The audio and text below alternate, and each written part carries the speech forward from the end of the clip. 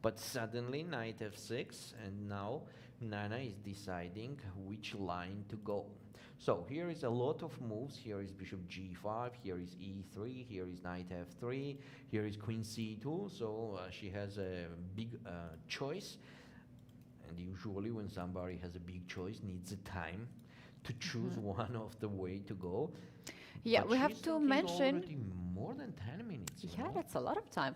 We should mention that Nana actually had very good chances in 2 days, first 2 days, to get 2 points actually. She was standing much better in the positions, and hopefully she will just convert those big advantages. Yeah. Mariya is still thinking versus Bibisara. Bibisara played queen b3. So it's interesting, Mariya's thoughts. Yeah, what she can do here, she can take the knight on c3. This is the first line here, most played, and the other line is to take the pawn on d4. So she has to make a decision with these 2 moves. And let's say if knight takes c3, then white can take it back with the pawn. In this case, obviously, we don't want to step on the diagonal of the dark square bishop. And now to take on c4, queen takes on c4, and knight to d7. In this position, you just want to get this knight on b6 and to play then bishop e6 to control c4 square as well. She captured on c4. She captured on c4. Is there a chance that it transposes to the same line? Queen takes. Actually, yes. Bibisara already did. So now take on c3. It's possible to take on c3, but there is also knight d6 move, which she didn't play. She goes with bishop to f5.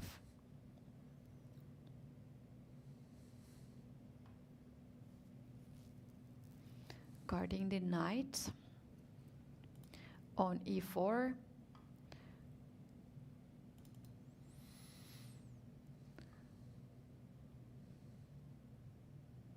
Interesting move. And it is more interesting if it is a preparation. Yeah, judging from by the time, Mariya has spent some time here already. We have seen Anna Muzychuk being prepared yesterday when she was blitzing out all the moves and had 1 hour and 34 minutes on the clock. You know, actually, what it just sometimes it's just impossible to be prepared on everything and every line. Yeah. And sometimes it's happening that you prepared it, for example, a month ago on another game, and you are just trying to remember all details of that position and then try to choose the line which is more comfortable for you and which you remember better. So could be also that. What to suggest here for white? You can do queen b3 again, just to hit the pawn on b7 and put the black on the spots to guard the pawn. Yes, because, for example, the move like knight h4 maybe does not make any big sense because black just captures on c3, and in case white capture with the pawn, there will be bishop e6 with tempo, and I don't feel for this knight on h4 the best place to stay, but still also possible this line. Also, of course, as Keti said, queen b3 is a quite okay. Next game, Stavroula against Lela. Lela made here bishop a6. Well, that's quite interesting idea, stopping the castle, and on d3, maybe even knight c5 could be considered to attack the d3 pawn. Very interesting, that bishop a6, quite interesting. Yeah, stopping the castle. Let's see how Stavroula reacts on that. And the next board here we have Vaishali and Sarasadat. Bishop e3. This is what Vaishali decided to make after knight h5. So king h7 seems like most obvious.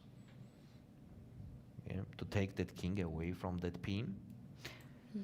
Yes, and to prepare f5 in this position, opening up the f file gives additional threats to black to sacrifice the exchange on f3. This is one way, but black can also play in that position g5 instead of king to h7. And after g5, you are supporting Just putting the knight on f4. So. Could be. Let's see.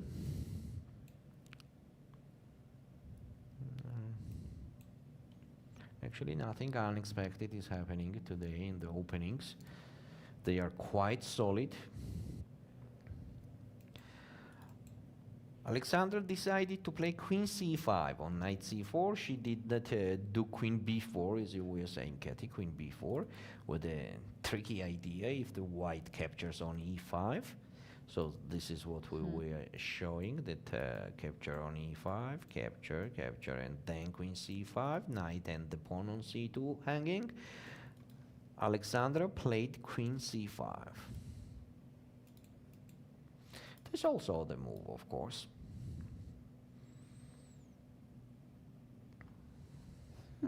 I have a suggestion. Let's go to the game of Nana Dzagnidze and Alina Kashlinskaya. We have a bit of interesting situation. Yes. Nana pushed d5 rather fast to control the center, to tell the opponent that I'm going to control the whole center. And then Alina plays bishop to d6.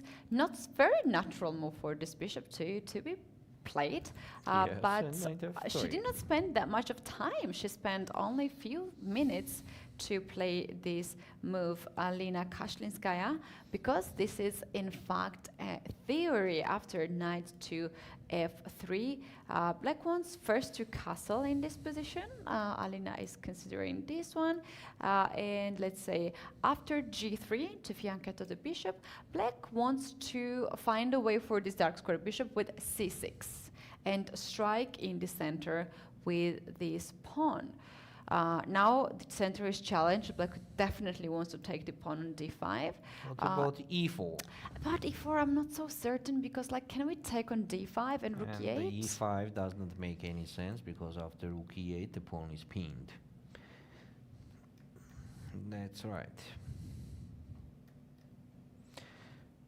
So this is a moment where Alina is thinking. Yes. After c6, in that variation, this seems to be the line we might have. Here we are, then. Bishop g2, white has to actually rush into the castle. Knight takes then on d5 with black. And in case of white takes knight d5, bishop takes on d5 is a blunder, because we have two bishops on the same file, and after e4, the game is very close to be over because of the not protected bishop. So black has to capture with the pawn. Yes. In this position. What is your call in this position? Double pawns, but extra pawn. I like the position for white. Yeah, because definitely white gonna capture the d5 pawn, and there will be the another isolated pawn on d7. Well, it's not like a huge advantage, definitely, but just I love to play it with the white. It's slightly better. Yeah, Alina still thinking of her position. In this position, yeah. Yes. And she's going to do the move. She's about to make the move. She can also play c6 right away without castle. That's another option. But I always play I just like to castle all the time, because I feel like I have to make sure that my king is safe. And castle. That's an important detail. Yeah, I just rush too fast. You know, sometimes you need to wait and use this one tempo, because it's a tempo when you castle. Okay, let's take a look at Bibisara and Mariya after bishop f5. Bibisara is still thinking after bishop f5. Okay. Bibisara is still thinking in this position. Yeah, Queen B3, I like it very much, but of course there are more moves there instead of Queen to B3, and this can be C takes. Sorry, C pawn is not there anymore. Knight H4, I was saying, maybe that also makes sense. E3 is a possibility. There's a rook D1 as well. I like rook D1 just to develop your to work. improve the rook. Yeah, why not? Yes. Okay, next game. Stavroula against Lela. Stavroula played D3 after bishop A6. She blocked the diagonal.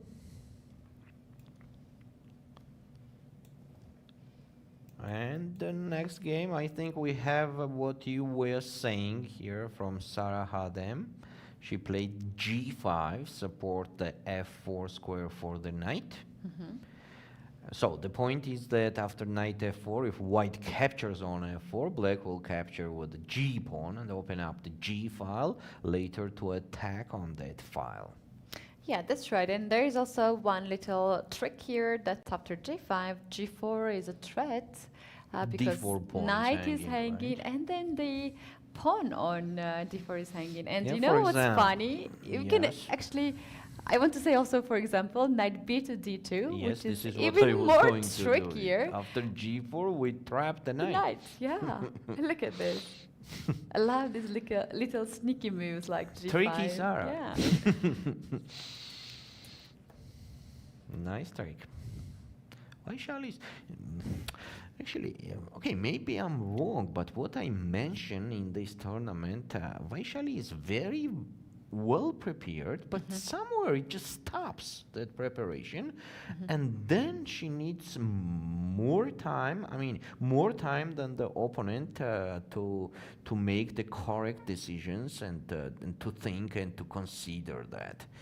Yeah, kind of. Maybe I'm wrong still, because I see that she's playing very quickly the first 10 moves, and then later she's like spending a lot of time. Yeah, I have not really. I can't really recall the first round. To be honest, I only remember the moment of the blunder. But for instance, yesterday I was quite impressed how she dealt with this tough situation. In tough situation, that Alexandra put her she show up in excellent performance. And this moves with h6, and she took care of the king. The king was in She the center. She did it perfectly. And even the draw was in a style, you know. She Yeah. sacrificed a piece, and that's how she made a draw. Yeah, it would be just great to see her at her best. Vaishali just became another grandmaster. We know that there are few female players who have became a grandmaster, and the Vaishali is the one of them, the latest grandmaster. She has been crowned with this title this year after actually having amazing performance at the candidates tournament. And Valerie, at the candidates tournament, she started really tough. We can also see her starting quite tough with a half a point out of 2. But then she struck back. She had 2 zeros, I think, at the candidates. And I bet on her. We had a small bet for the candidates, and I bet on Vaishali. And I remember I was like, oh no, go Vaishali. and then she did so well that in the end, the final standings was that she shared. Yeah, she was just place. fantastic there.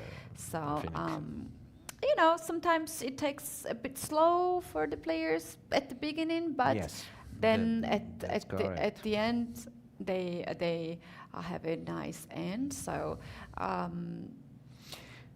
it's also maybe I got that strategy feeling because she's playing too fast. You know, first 10 moves she's like doing too fast. Because always when we see her clock, it's 1 hour 33, 34, 35 minutes. You know, and then later I want to see the same time on the clock, but suddenly it's not like that. Yeah. All right, let's go back to Tsolakidou Javakhishvili because there is a bit of weird situation going on here with the bishop going back and forth. After d3 that we have seen last move, Yes. black played knight to c5, hitting the pawn on d3, and there are not many ways to guard this pawn. So Tsolakidou went for bishop f1. Black definitely doesn't have any troubles here with the developing or equalizing the position in the opening. More, I think, some troubles white has here. Yeah. When you are forced to do bishop f1 from g2, of course, it could not be the big advantage and huge advantage for black. Definitely, it's not like that. But it's unpleasant to go from g2 to f1 when you are forced, mostly. Yeah, yeah. There's basically no weaknesses too when you are looking at like, okay, d3 is. Oh, bishop b7, is that a draw offer? No, it's not a repetition, I think so. It's not a repetition, but if I play bishop g2, you play bishop a6, I play bishop f1. Then yes, then it will be. Then it will be. But on bishop g2, black continues with bishop e7. The knight on c5 makes sense that in case of d4, I can jump with that knight on e4 straight away. So knight on c5 stays minus plus. Okay, why not? Okay, let's see. Got the point. Okay, got the point. So let's make a move instead of bishop b7. Let's say black plays bishop b7. White goes b4, hitting the knight, and there are some queen a4 ideas. Maybe you are not comfortable here with that. Yeah, because you have to step away on d7. Yeah. Then even a4 would be there. Yeah, queen a4 or a4 with knight d5, knight d4 ideas. And Yes. yeah, I don't So want bishop to do b7 that. is quite an obvious move that Lela made. Okay, but still nothing so, how to say it, aggressive and tricky and so on is happening on this position. Will be a long game, I think so. But bishop b7 seems like a correct move here. Next game. Which one is next? Okay, Bibisara is still thinking, as I see. Whoa, bishop f5 was so unexpected. No, she did the move, and this is knight h4, what I was actually suggesting. Knight to h4. Here black could easily play bishop e6, for example, or first take on c3.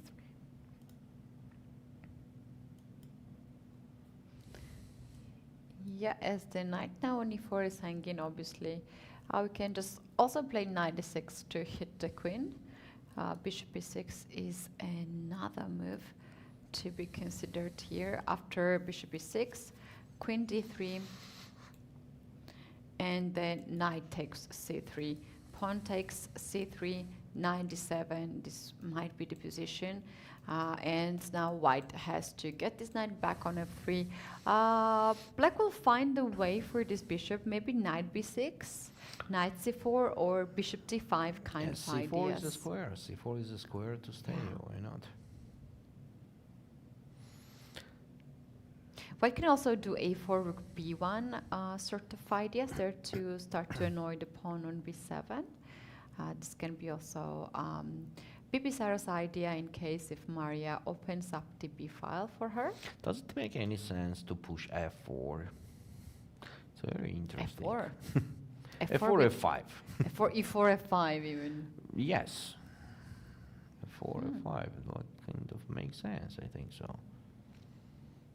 I like this move. As the knight is Look on like h4, a move I would like to play. as the knight is already on h4, just use that movement and put the pawn on f4. That makes sense. Let's see. Oh, here we have Anna against Alexandra on the first board, where Alexandra decided to do the castle on the long side. Not the short, but the long side on the first board. I think, Keti, you love also this move, the opposite side castles. Yeah, I like the opposite side castles, but I know that these positions are very solid for both sides. But anyway, when it is opposite side castles, It's always exciting, yeah. promising more decisive and interesting and dangerous fight. You know. That's also true. And here Nana played g3, so it was castle, yes, castle and g3. So we are waiting for c6. You were saying that, right? c6 is one of the main ideas to play bishop d6 because obviously we want to challenge the center with that. Black cannot now close the center with d5. It will be just a very bad idea to do so. Somehow it seems to me a good position for white, kind of advantage they have. Because you like this active. Yes, I like myself black very is a much little bit stacked, is not it so? They are a little Pawn on bit d5. stacked, yes. The knight on b8 has some troubles to develop. Let's see. Let's see on Alina's decisions in this position. Will she play c6 or not? Mariya is still thinking after knight h4. And the same is happening, Stavroula against Lela. Stavroula is thinking after bishop b7. So now we have that moment, Keti, when everybody is thinking. It arrived today even Here we have earlier the- than yesterday. Here we have the move, a4. Oh, I like That's this. also possible, you know. It is more tricky because if the black captures the Yeah, bishop, it's even more funnier looking. Yes. And if the queen goes, then queen will be a little bit stuck, and also b5 could be the B5 's on the idea to way. attack the king side. I mean, queen side, but where the black king stays. So basically, a4 is with the threat of b4 and b5. Yeah, sure. That's that could be very effective right now. The other boards we have we have here the move Mariya did. Mariya made knight d6. Well, we are considering this move.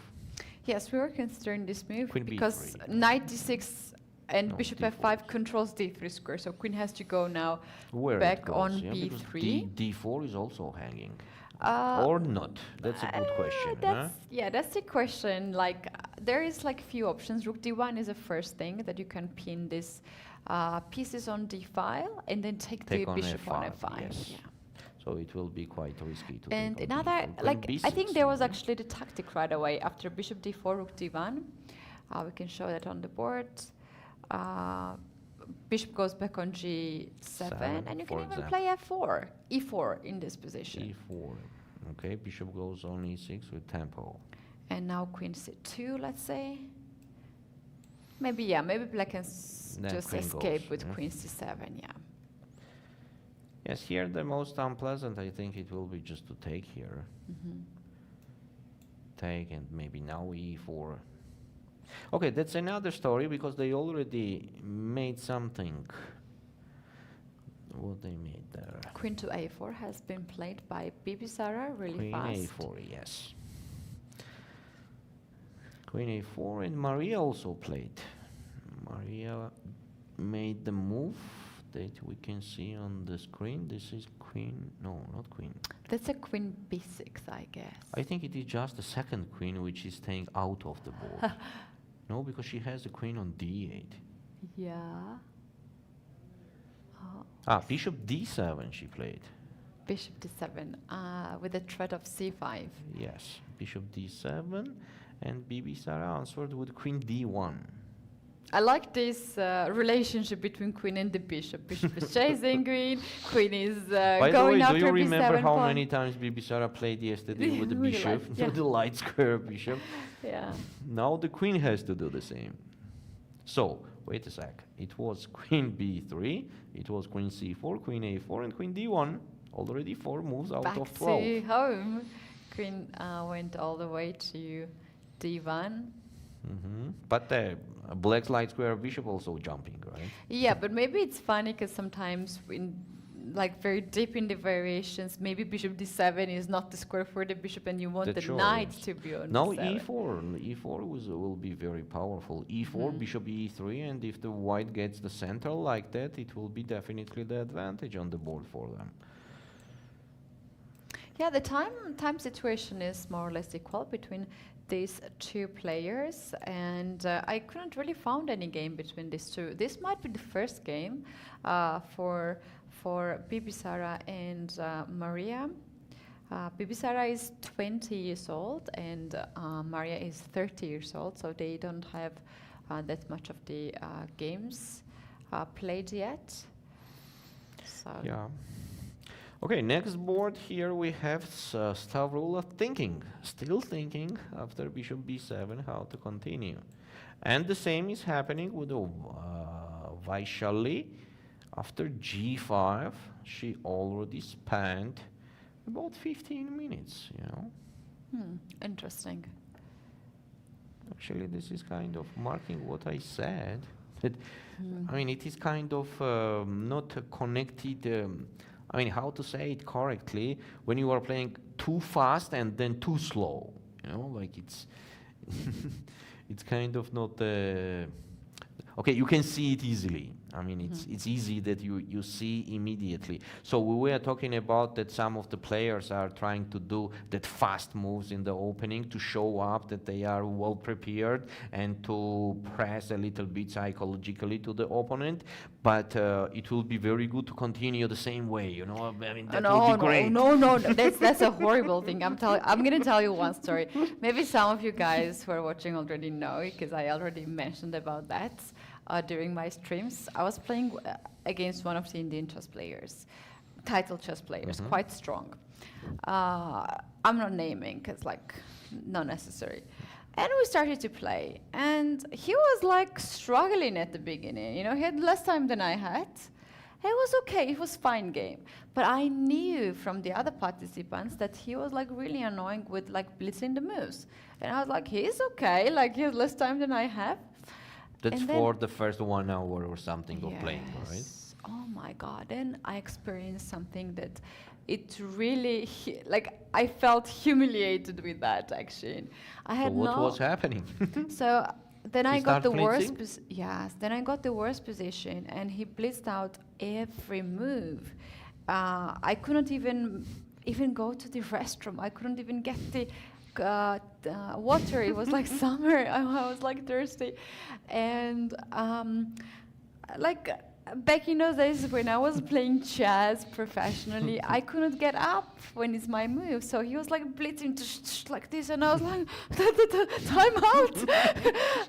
And from the worst position, I went to the lost position. But I can resign to go like to bathroom, and like I don't know what to do. Like I'm just What's suffering. the point of doing that from their side? I mean, I can't you say have that to enjoy also with chess. I cannot say that he wanted to show off, because I don't like this person anymore. It's like it was really bad for me. Then he was playing basically on the on the time, right? So after every second move, he was getting 1 minute on the clock, right? And then he had 30 minutes too, and he ended up with 1 hour and 30 minutes. By the way, we also have here in Georgia the player like that, but he's doing it quickly, always from the beginning till the last move, and mostly ending the games within 1 hour 40 minutes, 1 hour 45 minutes. Very talented one, by the way. Yes. If you know that Kiga. Yes. Some people knows about So him because he beat once Magnus Carlsen, and he blitzed out against Magnus Carlsen. Not many people dares to do that. Do you know what? Always I was interested what happens if they start thinking. Will it be worse for them? Yes. So that's why they are blitzing. Yes. They cannot think. So with this guy, we ended up with. After some time, I sneaked out from the table, like he was not there, and I was like, I just made a move and left. I went everywhere. I went to the restroom. I went for a cup of coffee. I went to also water. I was also observing, like playing chess. It's like really beautiful. On the chat, actually, there's a conversation about like these games, classical games, being too long. Yeah. But guys, this is chess. Like, we can't help that. This is chess. It's classical chess. Of course, we have different like blitz, rapid, and a faster time. Even bullets. We have team competitions. But this is a classical thing, like how it started, and it has its own. This good feeling. Like once you play a classical chess tournament, you just love this whole situation. Yes, it is. Yeah, and you will not Yes, ask it like is. let's see the blitz games or so on, because the whole process just to play alongside with like legends sometimes, it is amazing. Like recently I played alongside with Ivanchuk. No, And that's is excellent. that's the story aside, like itself. Yes. Like you just want to see and observe how they are playing, and so many stories are happening during the game. We're not only focusing on the board, right? There's a lot of things happening in the playing venue. For We're sure. looking at the other games too, just getting some ideas too. On So, the same time, good I process. want to show you the move that you love. Okay, go ahead. And G4 he- somewhere. Here we are, G5. Okay. Good. You love G4s and G5. I so do. this is what I have for you. Alexandra played G5 on A4. Oh, this is a very promising game to me. Why not Opposite B4? That's what we are Ca- saying. castling, Yeah, A4, G5, A4, even G5. B4 maybe. I think she will go with B4, but Black will not take it, obviously. What is going on even right now? It's just interesting. As we are considering that idea with B4, why not B4 immediately?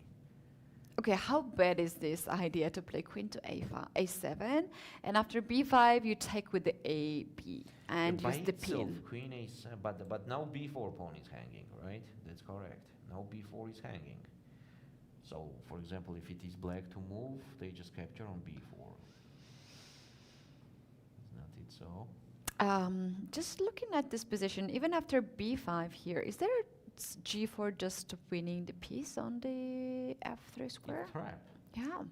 It's trapped. So, Anna played D3. Just to make sure that the knight has a good D3 square is a on move D2. that white needs for sure. Yeah. Now or later they need D3. That will be quite interesting game. I hope so. Soon it will start the attack on both Yeah. sides.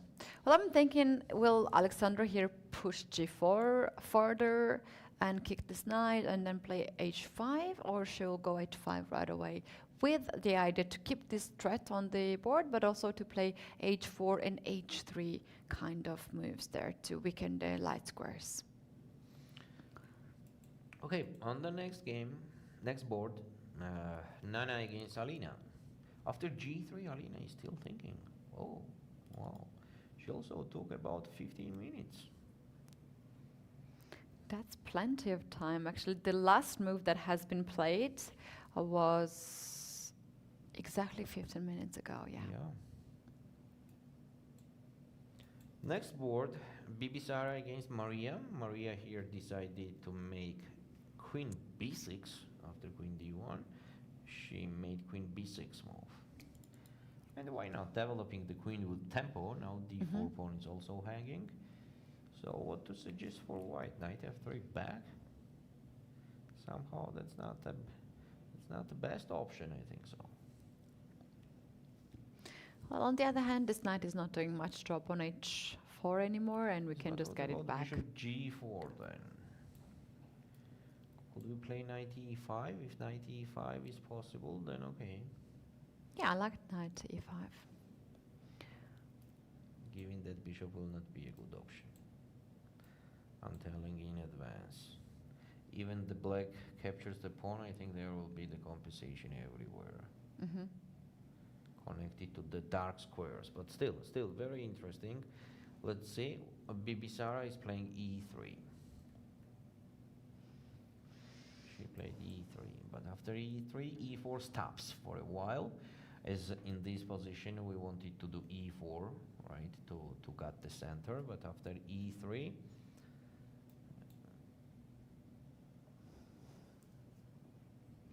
Yeah, it's interesting. I wonder how white plans to develop the dark square bishop on the C1. same we can say about the bishop on d7, but Okay. at least it could stay after rook d8 on e8. right? Bishop e8, then develop the knight like a5, knight a6, also possible. Oh, okay. There's this kind of ideas here for white as well to play knight a4, kicking the queen, knight c5, getting this knight on c5 square, and then maybe to push on the queen side with b4, a4, b5. So that's why I wanted to play a5 for black. So here I'm suggesting rook d8, just to guarantee the square for the light square bishop on e8, and then play a5, knight a6. We are talking so much about the attacking style of these players, and I think we have the most strategical game for today. Yeah, well, mostly these days, like people are universal You know, players, and I they're also wish- good at that. I wish they have this position. I wish that. Yeah. And c6, Stavroula made c6 after 16 minutes. No, yes, a little bit Kashlinskaya. more. Oh, sorry, Alina Kashlinskaya played c6 after 16 moves, 16 minutes of thinking. Well, she's in standards of what we were mentioning, that Yeah. it is recommended to make the move in 15 moves, not longer than 15 that. minutes. Minutes, yes. Bishop g2, Nana answered immediately.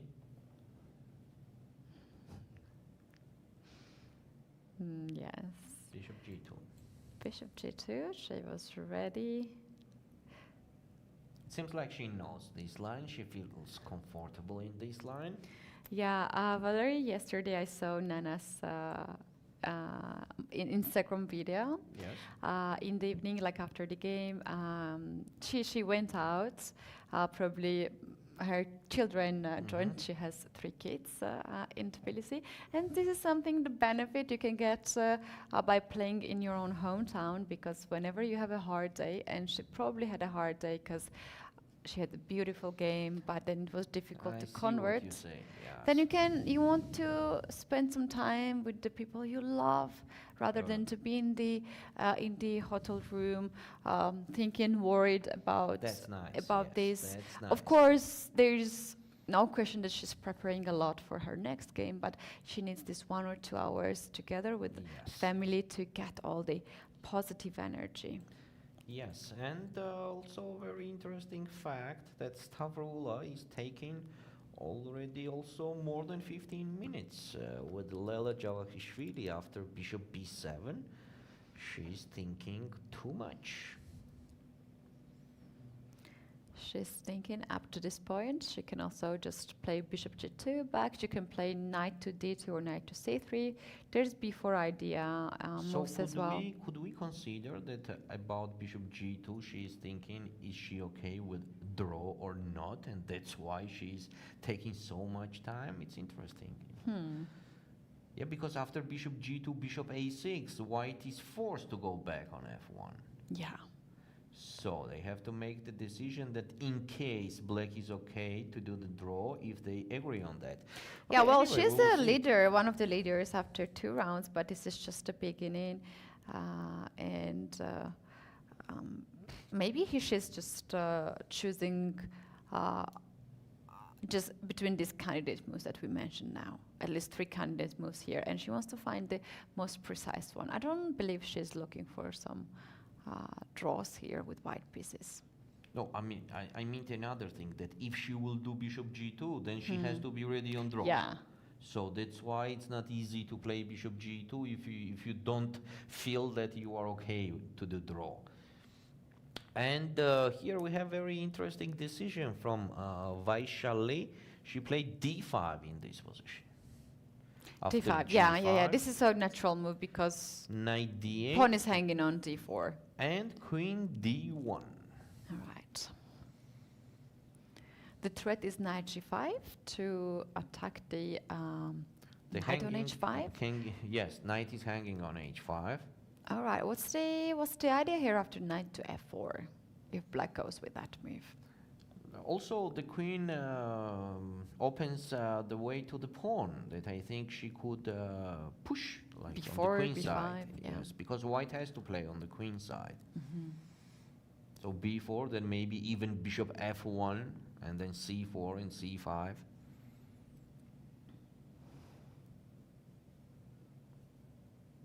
The most obvious move is knight f4, that anyway black wants to play knight f4. Now the knight is hanging on h5, so why not to play knight f4? Hanging, when I'm saying hanging, I meant that knight take g5.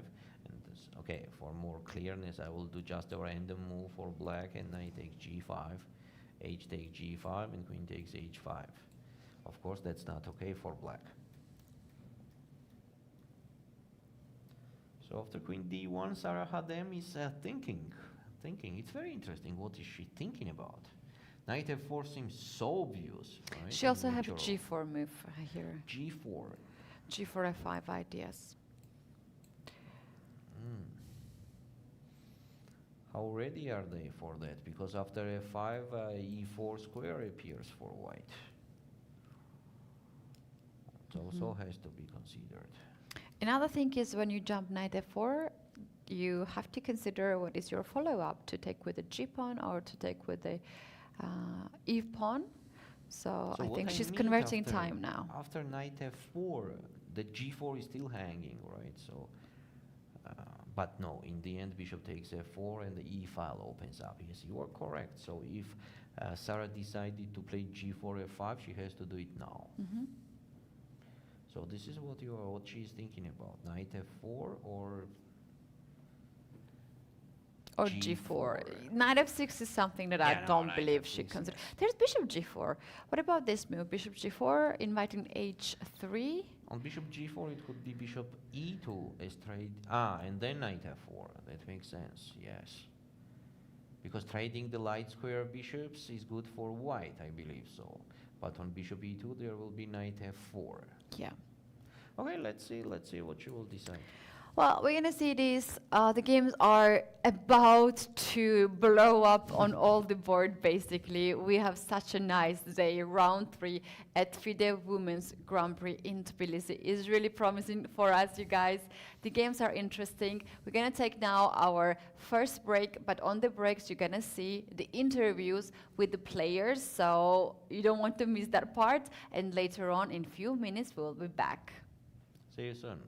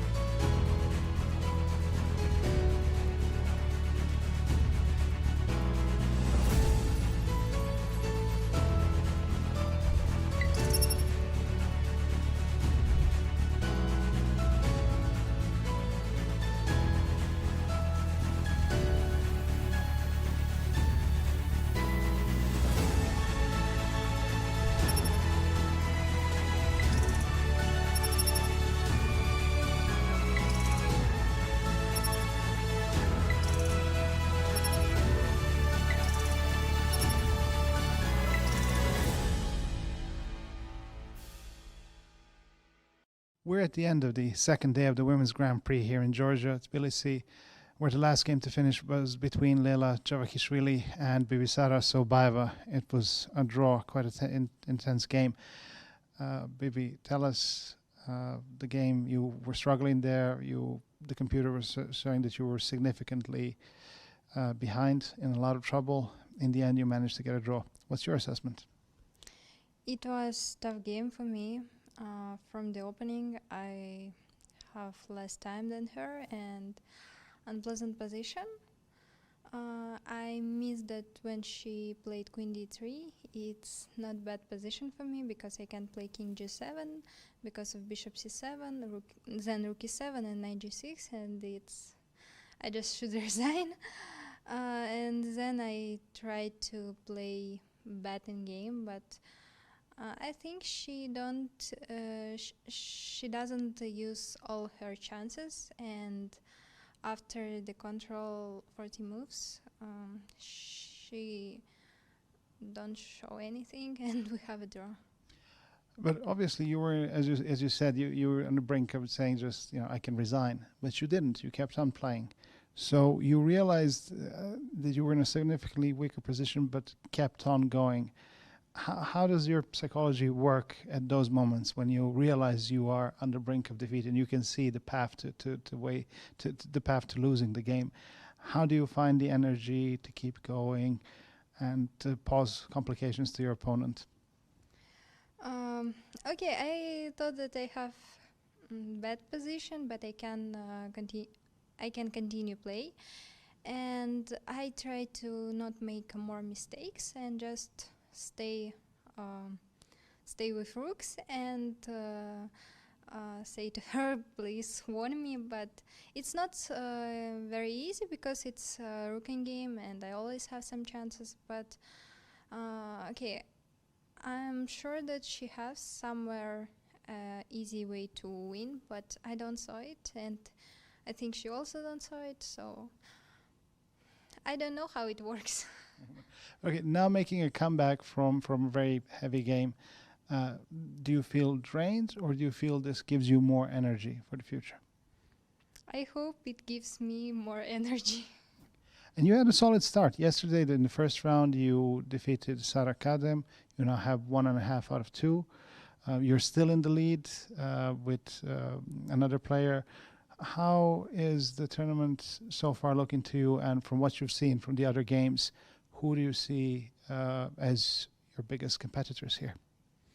I try to not think about this because it's not my first Grand Prix, and I played in India and I started 4 out of 5, 2 out of 2, and I don't want this tournament. So in this tournament, I try just to show my best and see what will happen. Yes, I remember I was in India and I followed that tournament and I remember it very well.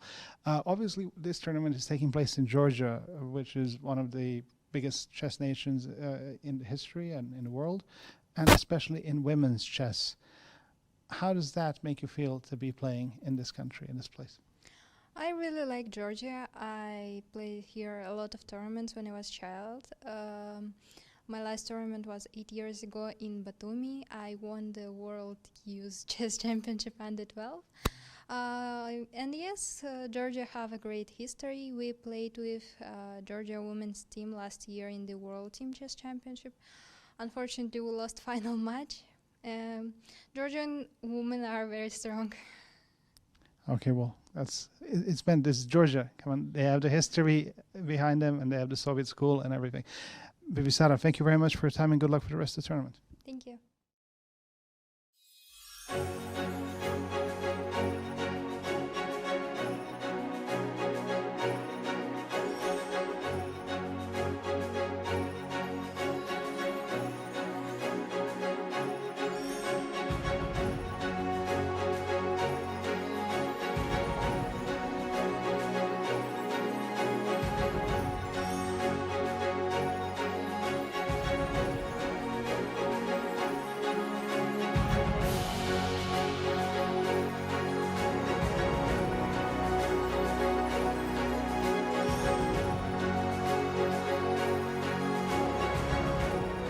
In that moment, we were only 15 countries who signed the constitution of FIDE, and the FIDE has grown up until 195 countries. It's really a global dimension now for the FIDE, and I want to congratulate FIDE for this success.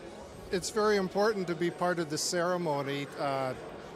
It's a historic occasion. It only comes along every century. So we were happy that we were able to take part.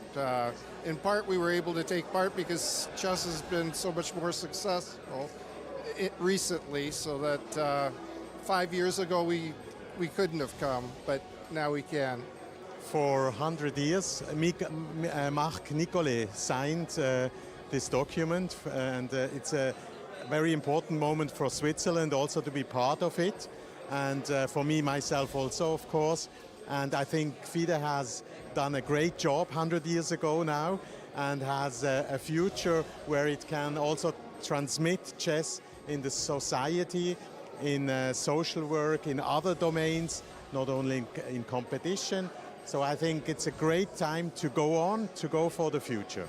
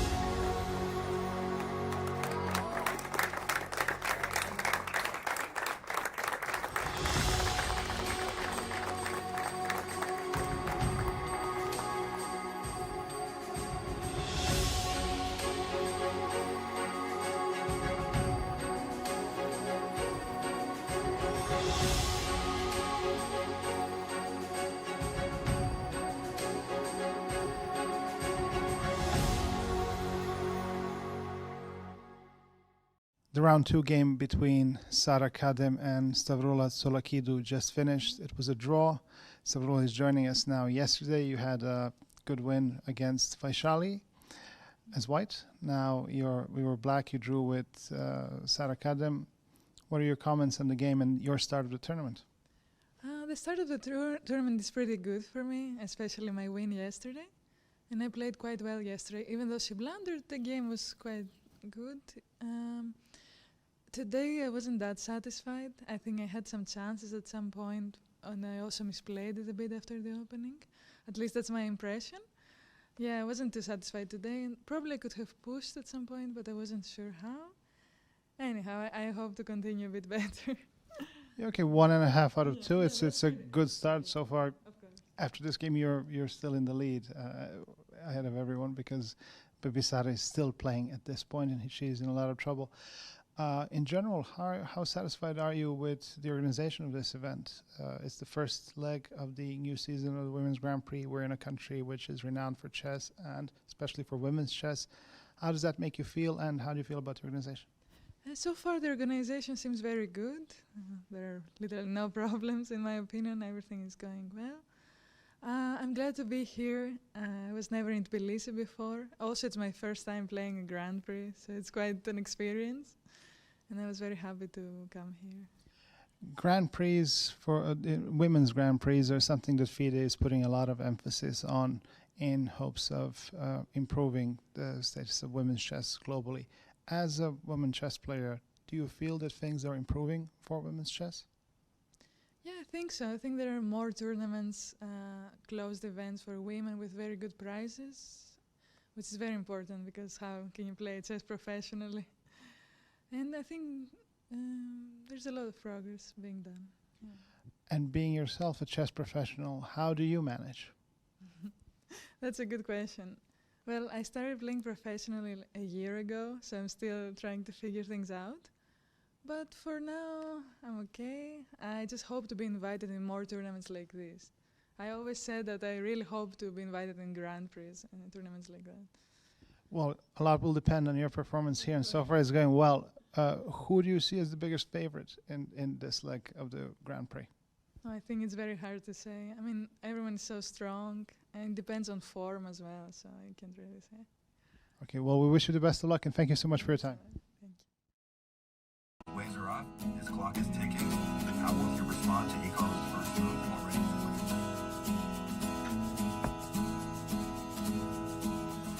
Who's gonna swing across the channel?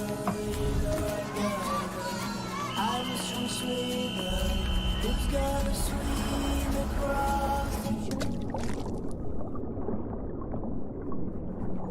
Did you wonder? You say a lighthouse. Am I right, boy? Am I right? Why did you wonder?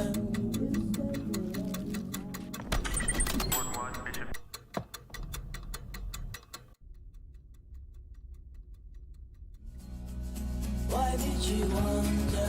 Make your move.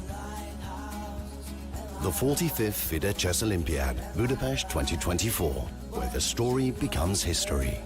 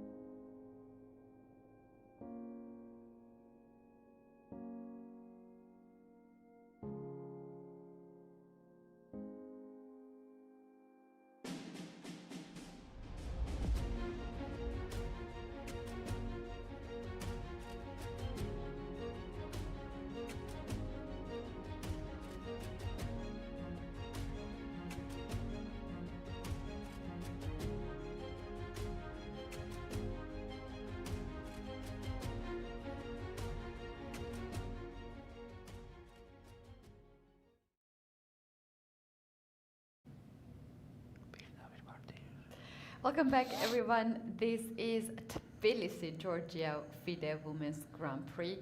Best 10 female chess players are battling it out for the first place.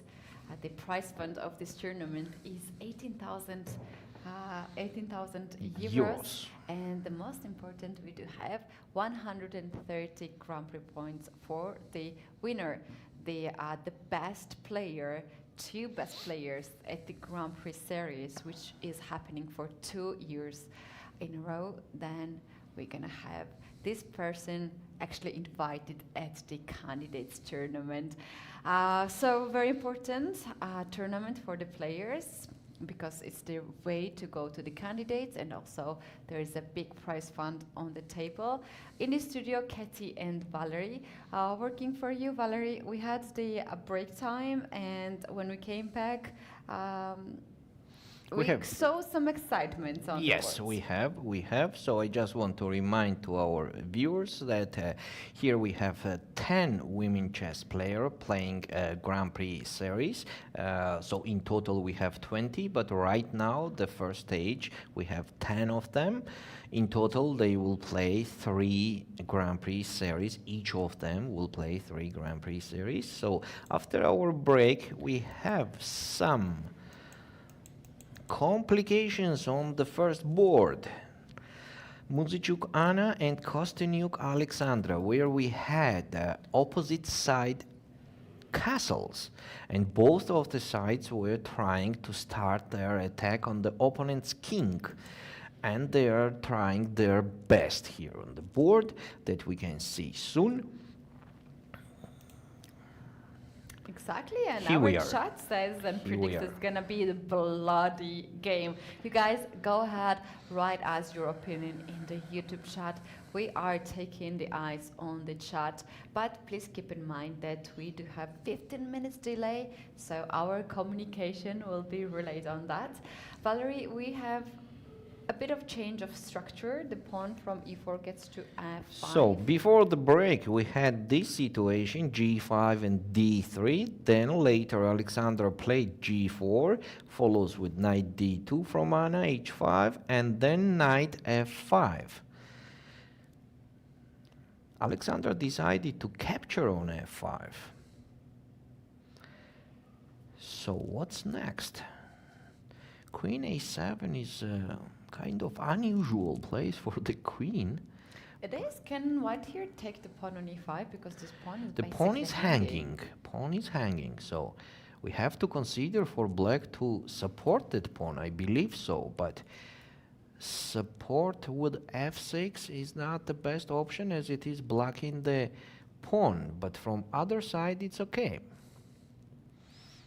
That could be the good square for the black knight on d5 if somehow black gets that knight on d5 will be just excellent. So for example, if we can move the knight from d7 immediately to d5, that's gonna be brilliant.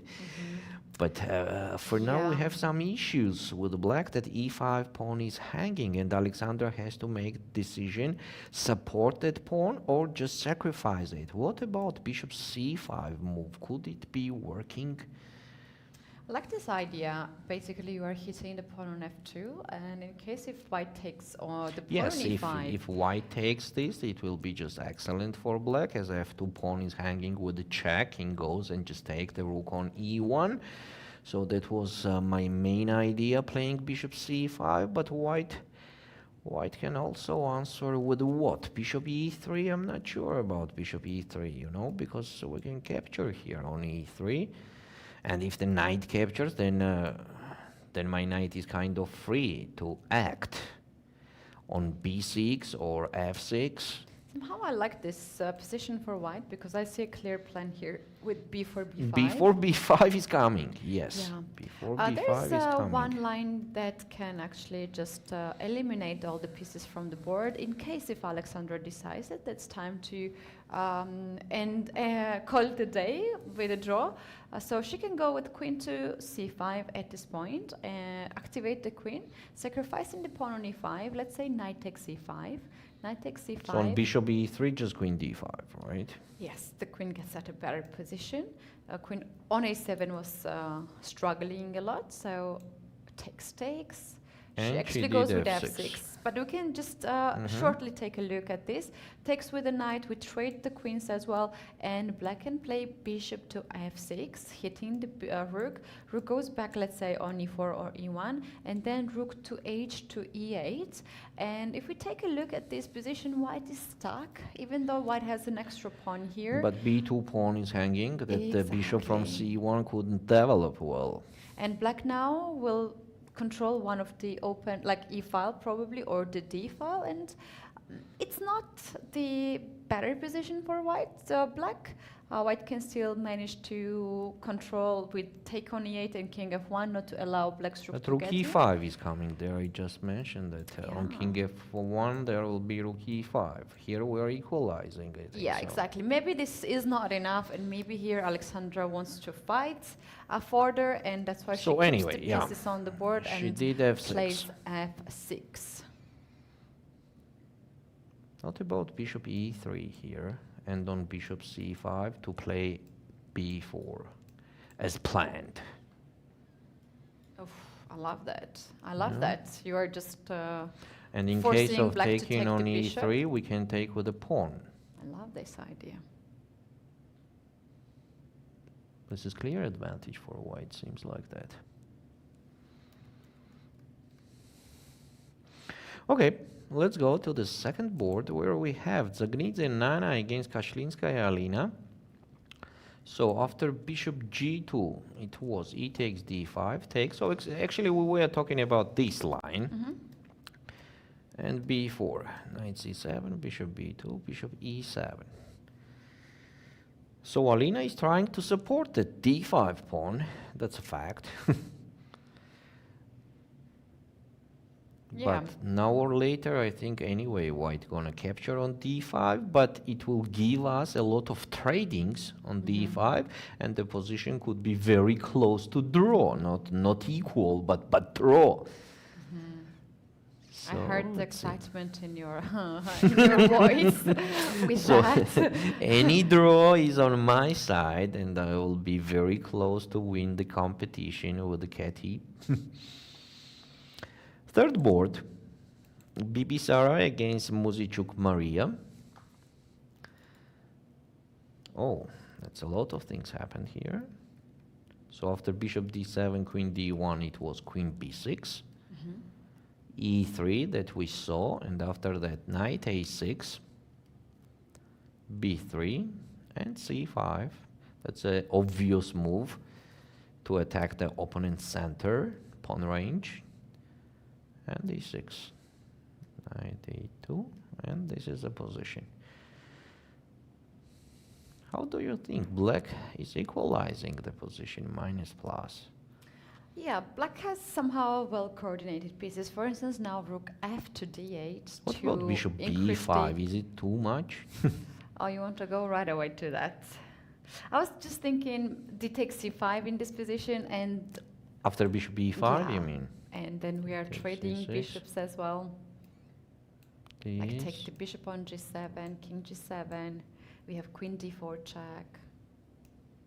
And for example, f6.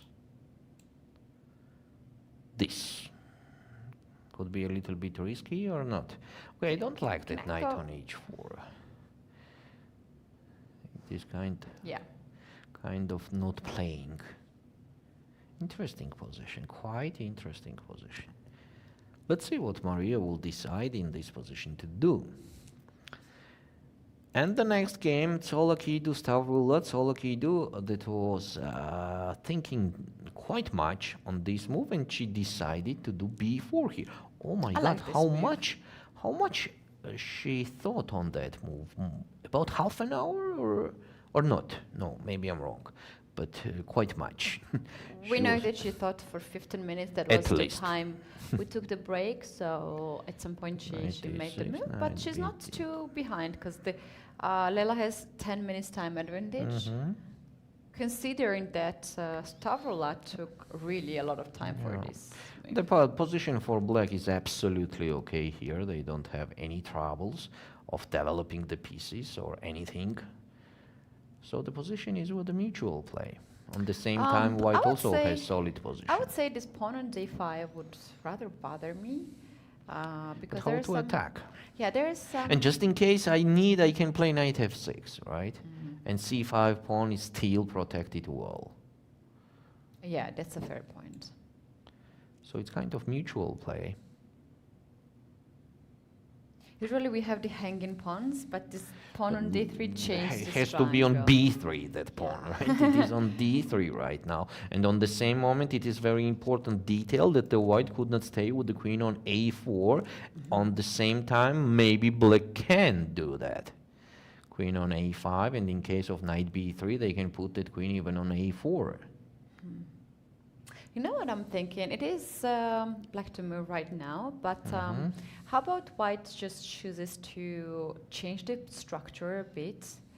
With d4, you mean somewhere? D4 or with e4? e4, getting c4 square for the knight. e4 is interesting. You have to do this at the right time. There's also this kind of like funky idea, h4, h5, h6 to open up the diagonal till the diagonal, end. yeah. Okay, the position is with mutual play. I don't think that any of the sides has any special troubles. And the board 5, I like this Vaishali structure. I like this against structure very Sarasadat. much. Look at this semi-open file for the rook. Black is trying to hit up the king side.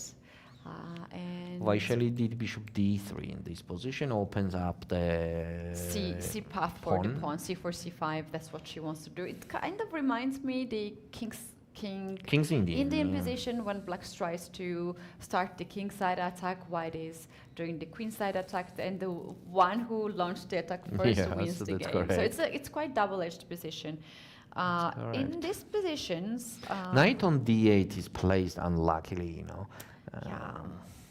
The knight needs to find a better square. Let's put it that way. Can we do something like f6, knight f7, knight g5 to trade? At the same time, white can prepare c4 and c5 then. Yeah. There's also the issue of the dark square bishop on g7. This bishop at the moment is not an active, and it's going to be tough to activate it somehow. Yes, definitely Sarasadat has to try to create some attack on the king side, which will not be easy for sure. For sure. She needs to regroup the pieces. Can we think of something? Like you just need a bit of more space. I would rather keep the bishop on f8 in case if white plays c5, so you know that everything is well protected there. And even in case white captures on d6, we could capture with the bishop on d6 if we need so. We can also do that. A very interesting position, by the way. It's not so easy even for white attack on the queen side, and the same is for black on the king side. Yeah, the engine evaluation in this position, you guys cannot see the bar right now, but it favors in white. White, yes. I think that's purely because of the space advantage. And the very clear plan. You want to open up the queen side, and black can do nothing about yes, c4, c5 at least seems easier to do than to create any attack with black on the king side. Black could start the attack on the king side if there is like some kind of coordination between the rooks. This knight on d8. Knight on d8. Kind of stuck there. Yes. So that's why I was thinking maybe we can do something like c5 or c6. To invite some changes on the queen side to free the... And go to absolutely another story, right? That can be too crazy, though. That can Let's be see. Too crazy. Let's see. Okay, for now we have some moves here. As I see, bishop e3 and bishop c5. This is what we are suggesting on the first board. I think Anna will go for b4 in this position. b4, she'll do that. Yeah. It's so obvious, yes, to play b4 and keep the queen on a7 there. Okay, so what's going on? One more time, let's take a look at that and take with the pawn. What black could create here? Maybe knight b6 makes sense. Knight to b6. White can go with knight a5 in this position anyway. for a while activate that. And At least b4, black b5? b5 that. here. b5, I don't like that for black. Kind of attack for free. And on the same time, white is attacking not only the king, but the queen also.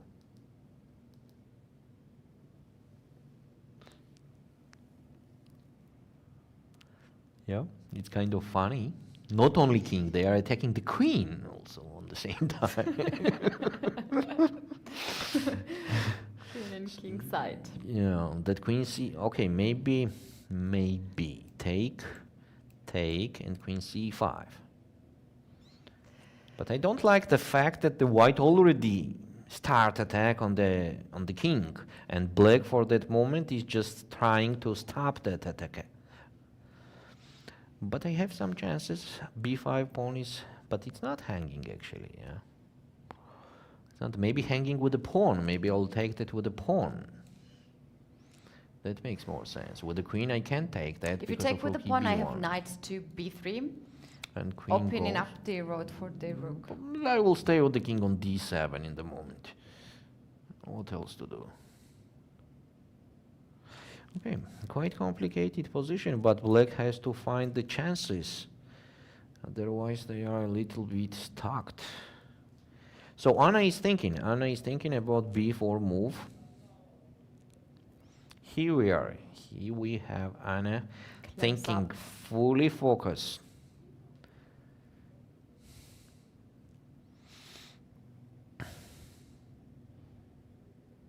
Time is more or less equal for both players. 40 plus. Yes.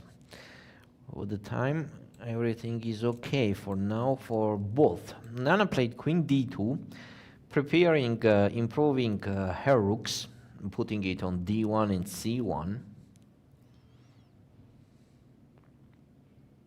I think it's even possible for black to trade that bishop from f6.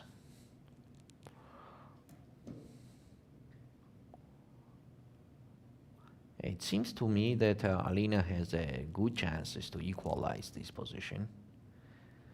Connected to that, again, the taking on d5 will automatically trade the pieces.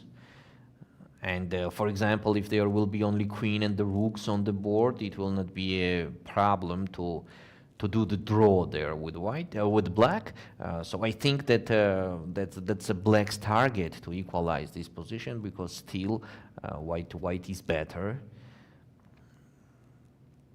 It is difficult to imagine, for example, if we say Rojli, how to win this with black, where to win. Yeah, white has So it seems that activity of the pieces, yes. but I'm a kind of person that's You love material? our chat already knows that I like extra pawns. Pawn is a pawn. Pawn is a pawn, mostly on the last rank. Yeah, and the second is okay. So Second is also it's okay, also yeah. fine. Okay. Bibisara against Mariya. Last move was knight e2 from c3. Ah, no, black played e6 here. Yes.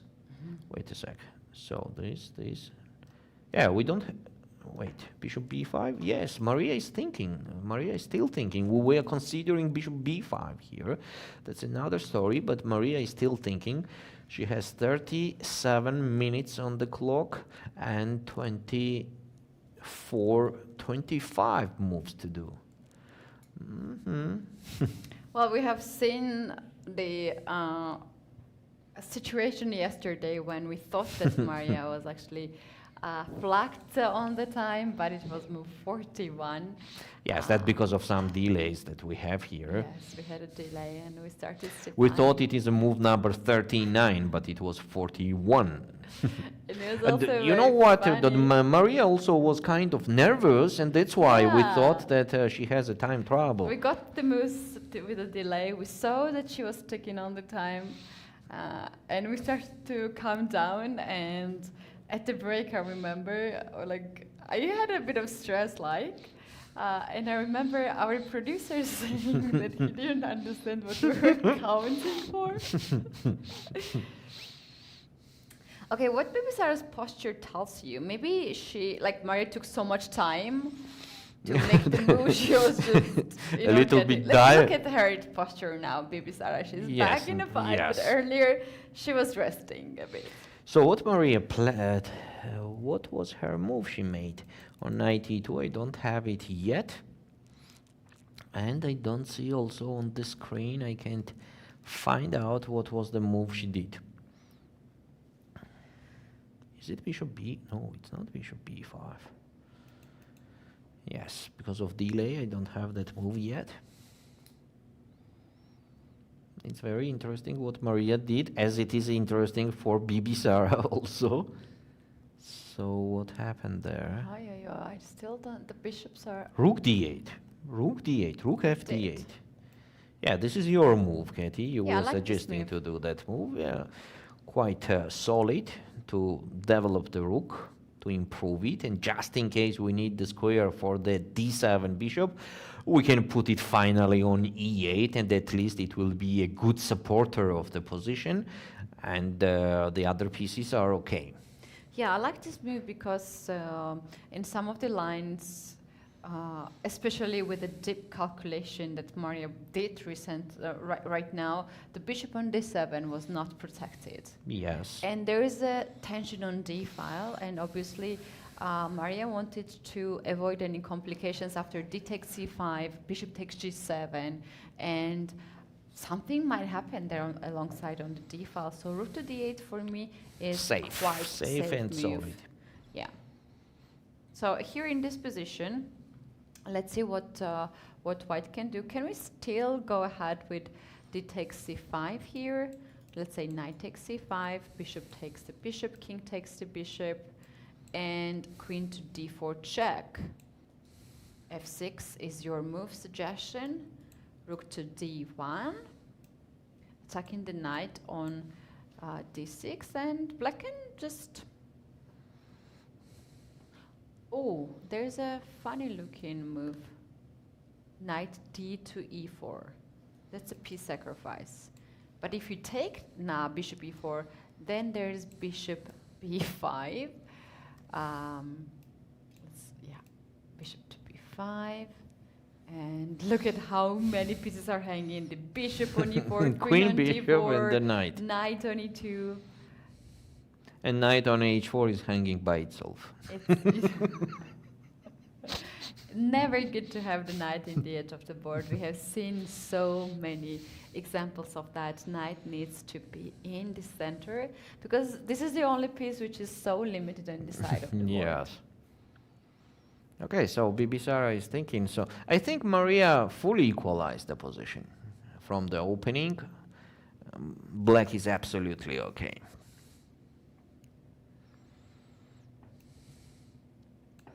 Next board, Tsolakidou Stavroula against Javakhishvili Lela. So the last moves, rook c on queen c2, rook c8 that Lela made, rook f d1, and queen c7. This is the position. Actually, the mood of the position is the same. It's very complicated with the mutual play. I have a feeling that we might have here even further complications when the time will tick down to the minutes. They will start to make the moves rather fast. So at this point, we might just have a bit of like slow game until in the late 30 moves maybe, and then we might have some last minute blunders.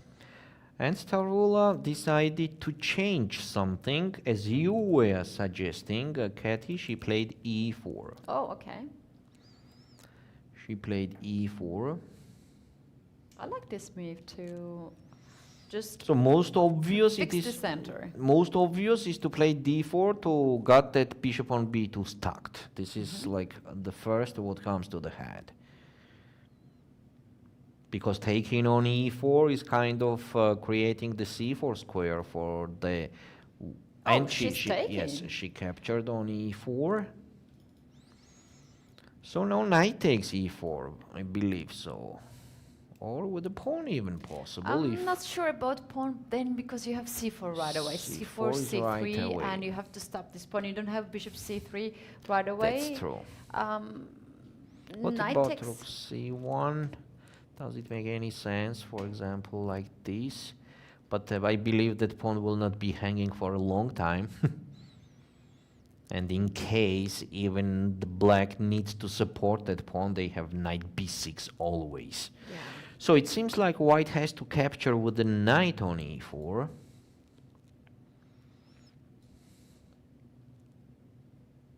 And then to get another knight on d2, knight c4, just to switch the places for these knights.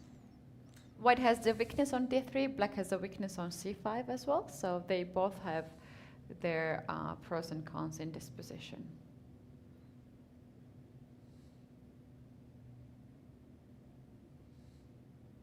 Yes, interesting position. I was just kind of considering f5 move. If it is not too much. Because I need the square with for my queen on d6, or even in case I need to trade the dark square bishops with bishop f6. So that's why maybe that f5 makes some sense. Let's see first of all, Stavroula will take on e4 with the knight or with the pawn. And back in the game of Mariya Muzychuk, Alexandra Kosteniuk, we have the move we were predicting Here we are. B4 has been played. The pawn is untouchable because the pin that is created on G1 A7 Bishop diagonal. takes e3 is kind of forced. It is kind of forced. Yes, because bishop d4 does not make any big sense. White can do c3, and I don't think that the weakness on d3 anybody can feel in this position, because black does not have enough power to attack the d3 pawn. Well, if white's worry in this position is, let's say, bishop takes a3 and then knight b6, white can also take the bishop back with a knight. You and mean here take with the knight? Yes, and still keep this threat of b5 active. That is so unpleasant for black. b5. As the files will be open there, and the king will be in a additional danger. Board number 2. Nana is step by step. What happened? I think they have also swapped up the queens. They don't have queens on the board. Wait. She took with the queen. Wait. What? Anna captured with the queen on e3. That's a bit surprising because the queen on a7 we considered as a target for white. That's a little bit strange. It Yes, is, going to the end game. Perhaps she also believes that because of this space advantage on the queen side, that's enough, but always good to have the queens on the board when you attack the king. It's very difficult to agree here on the decision to trade the queens with white, as the queen on a7 by itself was in trouble. And also, Keti, we have to pay our attention that when we are attacking with the queens on the board, it is more powerful, right? Now the attack kind of, is over. What to attack? Oh, that is actually a surprise for me to see queen trade in this position, because I really hoped for nice, beautiful attacking ideas here with b5, maybe rook to b1. What a strange decision. Huh? Oh, I said the happiness. I heard the happiness in your voice as this goes to, in case of a draw, this will go to you. Yes, yes, it is. Yes, it is. Okay, on the second board, Nana step by step is improving her piece. Oh, she did not trade the bishops. You see, on bishop f6, she blocked it with knight on d4. I like this move, knight d4 actually. What about knight e6?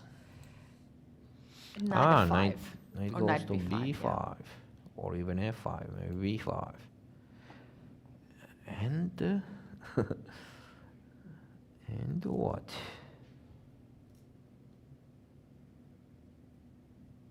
Yeah, for example, a6, then.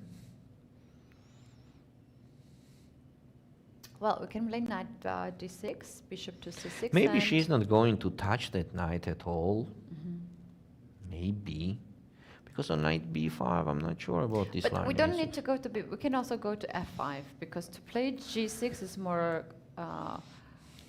commental. Okay, but how long that knight could stay there? For example, if black takes, take, and queen g5.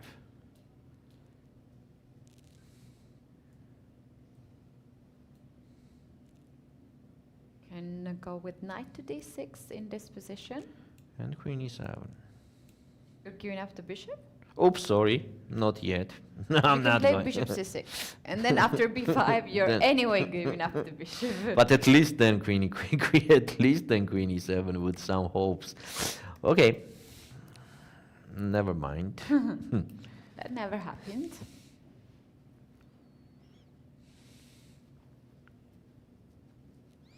Yes, it's a little bit difficult to play with black, you know, here.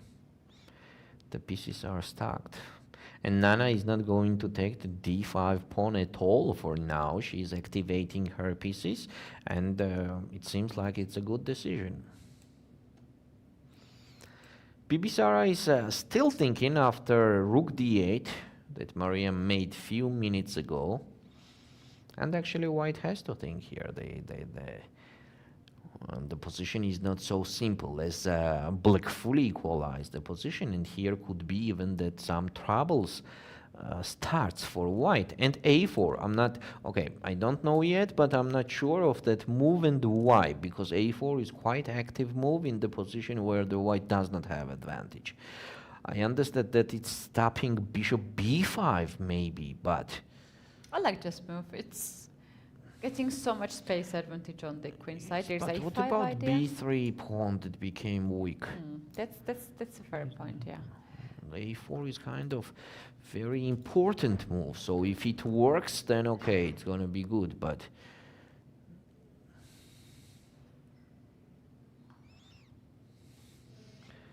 let's see if it works.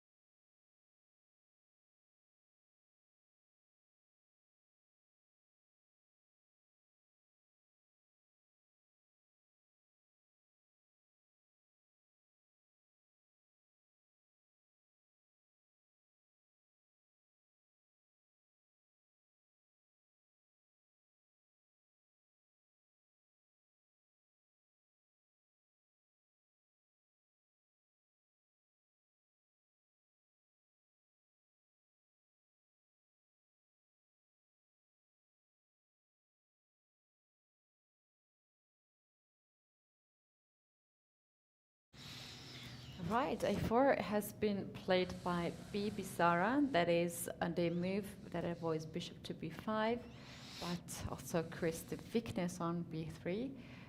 Anna is diving deep into analyzing this move. Rook a c8, the most natural move. Seems the simplest way to go. I like black's position. But let's see, it's gonna be a fight, of course. Stavroula is still thinking, taking on e4. She's choosing the right piece to capture on e4. If from another side, Keti, to leave the pawn on d3 as a weakness, you know, you always want to don't have it and just take on e4 with the pawn, and that's it. You have no... Oh, she did... what she did? She did that. D takes e4. D takes e4. She took with the pawn. Yeah. I agree. I understand this, that he don't wants to. And now creating a pass pawn for the opponents, if she managed to blockade with knight to c4 on the 5th rank, that will be just fantastic for white. And that's why c4 I consider to be played rather fast, right away, not to allow white yes, c4 to is the block main it. move to consider, that's for sure.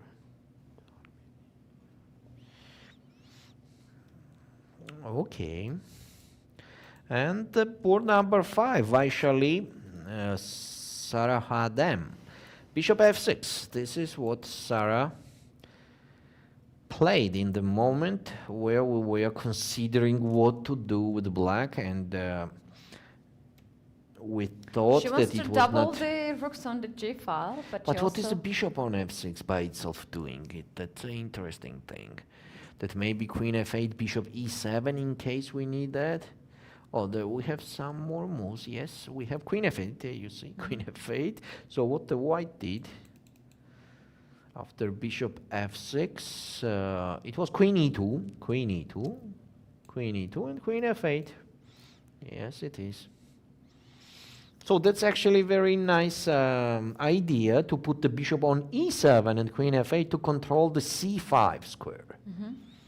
Queen That G7 makes is sense. also And queen g7, just in case we need that on the correct moment, we can jump there to attack the g2 pawn. Okay, that's interesting. We can go ahead with the game of Mariya Muzychuk and Alexandra Kosteniuk. We might have the end of this game rather fast. Which goes to my side of the competition. Oh, suddenly nobody was expecting that, right? For example, few minutes ago. This was the most we even sharp had the game. comments that it will be a bloody game. So now it is most unbloody for now. Opposite of it. Yeah, not any single open file for the rooks. We know that the rooks like to have the open open files, Yes. but with 4 rooks on the board, no open file. Now we have only semi-open file, that nothing is happening actually there on D file. Yeah, quite surprising. Actually decision by unusual Anna. pawn structure, if you mention. Very unusual. A6, B6, C6, and B7 supporting them from behind. So it will be very nice to put somewhere B5 also, this kind of range. Actually, I never saw that kind of range. A6, B7, B5, and C6. It's nice, no? Yeah. Cute. Okay, Alexandra is thinking in this position. They have enough time as the position is not complicated. She played king c7. She played king c7. Of course. They have enough time. Here will not be any time trouble and pressure. I believe so, because the position is quite simple to play, and they have only 15 moves to do in the first control. On the same time, Well, they both actually have quite solid start with 2 draws at this tournament, well, here if you score a point, you're already among the leaders. that's sure. So that can be the strategy not to lose the game. Just make everything Yes. to be super solid. The moment you have a chance, win and you get the Yes, leadership. it is. So here in game Nana and Alina, exactly the same thing happened, what we are considering, knight e6, knight f5, and take on b2, and rook b8. Of course, I was blundering the b7 pawn, what Alina refused to blunder, and she played rook b8 to support that bishop on b7, which of course makes sense. It did make sense. On the background, we can see our photographer Anna hunting for the best shots, waiting for the players to change the pose or maybe just get this one click. You guys can see the photos of this Grand Prix. They are actually amazing in this beautiful playing venue in Biltmore Hotel in Tbilisi. You can check it out, the photos on social media, Facebook, Instagram, and a flicker of FIDE as well. She was here in our studio. We have a super tiny little studio over here, and she came to make some shots which are pretty nice. So you guys, I encourage you to check out the photos as well. What do you think about the position where white trades the light square bishop and has knight versus the light square bishop of white? Do you think It's gonna be unpleasant for black, For yes, black, of yeah. course. Even, do you know what am I thinking about? Even they capture on d5 with the bishop and trade the bishops there, with the knight on f5, it will be quite stacked position for black. So I'm just saying rook d1 and then bishop takes d5. Yeah, if to it's keep possible. All right. I understand now Rook B8 idea. She wants to D4. free the square. Maybe D4 is D4, one idea. yeah. I love D4. D4, knight D4, queen F6. There is a pin. Maybe after knight D6, here Alina wants to play bishop A8 for the moment, to have this free square for the bishop, not to give up for the knight, but to keep it for trading to light square bishop on G2. I like this move. So, for B8. example, if white plays rook FD1, I'm thinking about queen G5. You like this move, queen G5. I mean, I don't like that knight on F5. Yeah, And yes, Nana played rook FD1. Nana made the move. It is rook to after D1. And queen G5, yeah, it seems like most obvious move, attacking the knight. So my point is that on knight E3, I'll push this.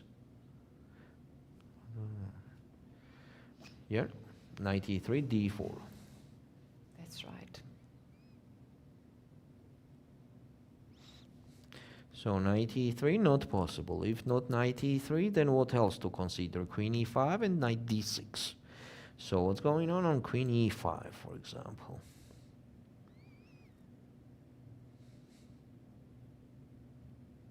What about F6? There is queen knight E7 check. Shall we do G6 here? G6. So what do you want to say? That I'm blundering the piece again in this position? Second time in the same game. That's it, no? It takes only 1 or 2 blunders in game. So what's left? Knight D6 left. And then bishop A8. Definitely black don't want to give that bishop, as after taking on D5, that light square bishop for white will be very strong. I would even play here bishop C6 to invite B5. And then Because go when you bishop play A8. B5, I have a perfect square for the knight on C5. On C5, that's correct. This could be the position. Yes, that's the most obvious thing that we could expect. We have the correct position on the board, yes. So it's black to move. This is a position and it's black to move. Oh, we have some moves that happened, Bibisara and Mariya. Mariya did not play, she did not make rook AC8 in this position. She played bishop C6.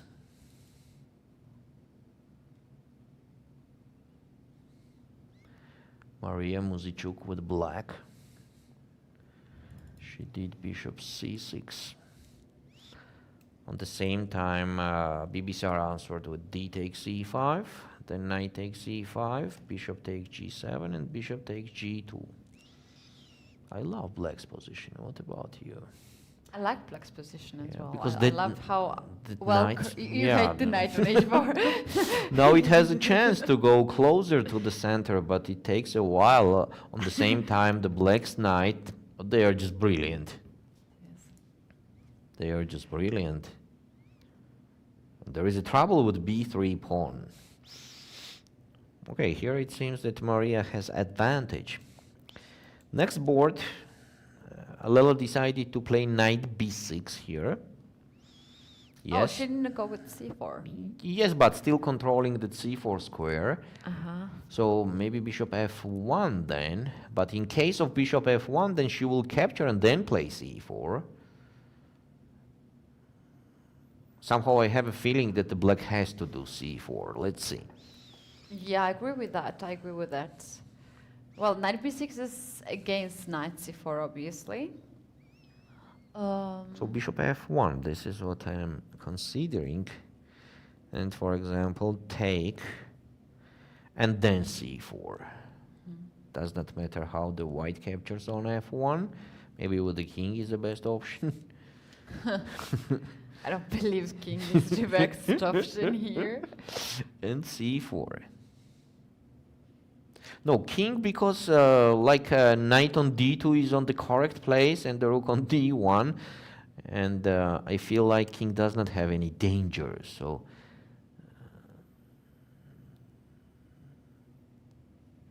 Okay, that's a mutual play. Let's see what happens there.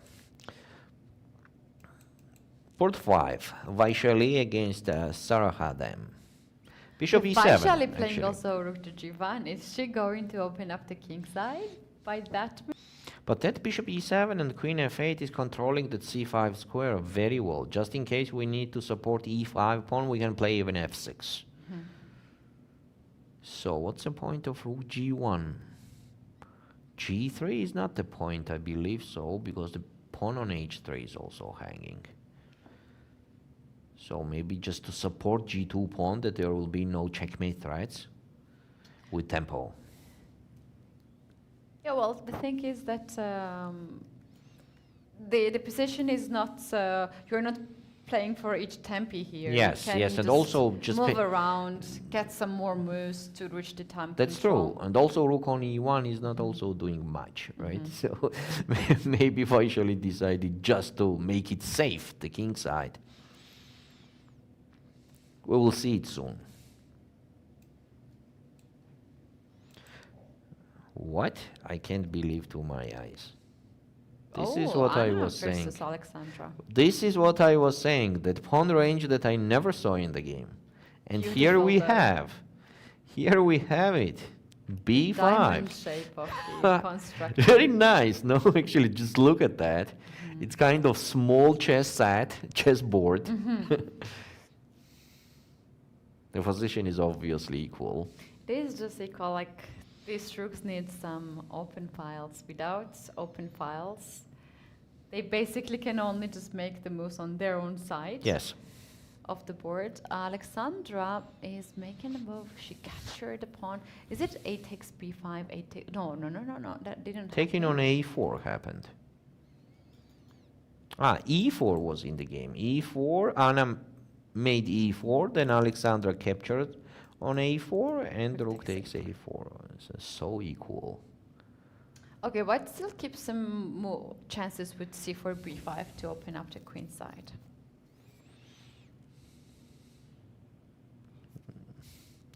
After c4, there could be some rook d4s.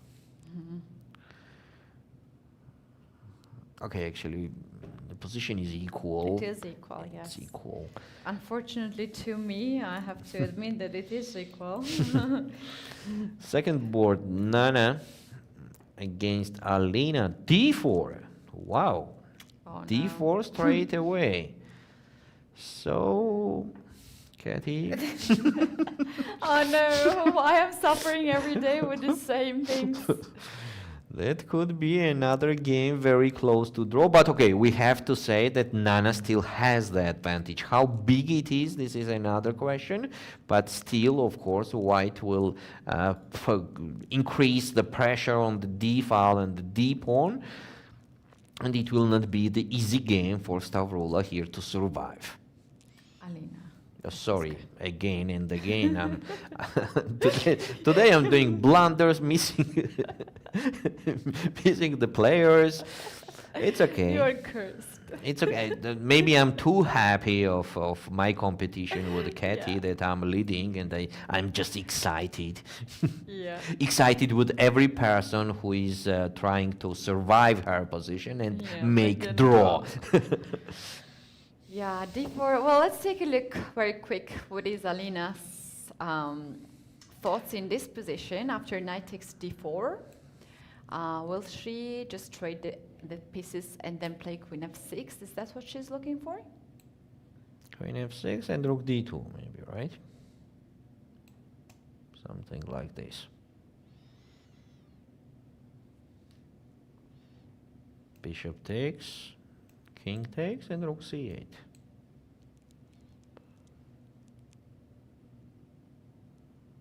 Yeah, but knight b5 could be unpleasant here. Yes, here is some knight b5. So maybe here it's already time.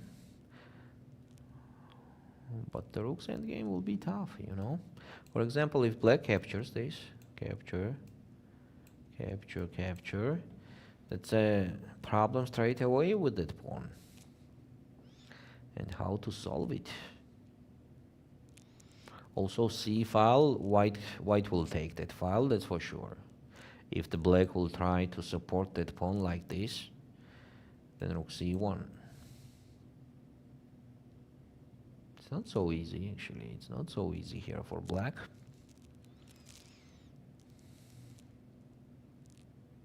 There will be some troubles.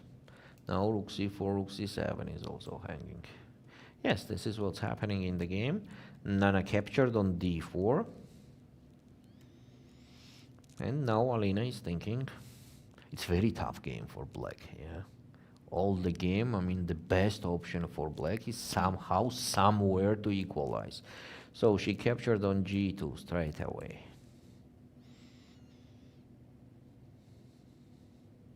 And maybe now take on d4 and queen e7. Yeah, this is also your idea of queen g5 with knight f4 checks. Can be valid in that position rather than to trade the knights. You mean this move now? Yes, queen g5. I also started to like it.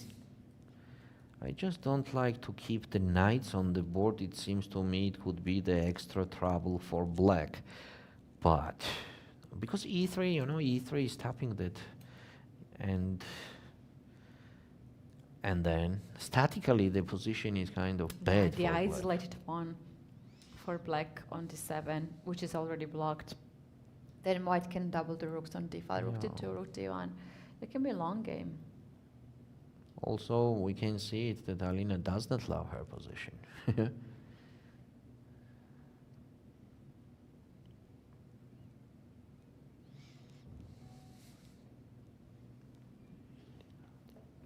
Okay, let's take a look at the game of Vaishali and Khatem. Maybe we have some changes there. Not so much. Vaishali just played c4. Okay, she played c4. going It's gonna for be a it. long game also, I think so. It seems like a long game. The shortest one today we could have Anna against Alexandra.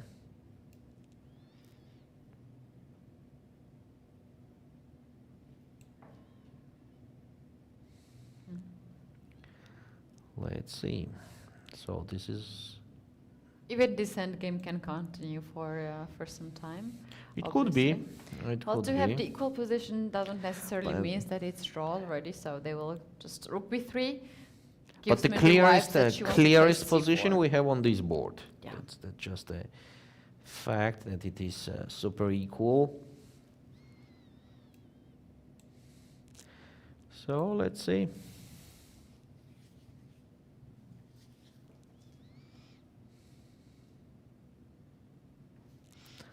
So we have one move here that we can consider before going to the another second short break. This is a4, which Tsolakidou Stavroula did. And we have to pay our attention on the time also, as Stavroula has 17 minutes for 18 moves to do. a4. So the point of a4 is what? To play a5 on the correct moment. Well, the point of a4 is, first of all, it will not hang after c4. The bishop was scanning on that, so maybe What she's about rook hoping for... fd8? She's hoping for a5 in this kind of On position. a5, bishop d3. Oi. And then I will just move with my Can I knight take the on knight? a4. Oh, another blunder? Don't say that to anybody. Maybe we should do different bet. So take it. No, Rather that does not make sense for black. That's for sure. And on a4, if I move with my knight, is not the pawn on a5 hanging? Oh, they But made I don't move. want to go They're on playing a8. actually quite fast. What happened there? After a4, Lela made Rook 2. queen or rook or queen. Oh, I don't see. Where is the black queen? It's on c7. I can't see that.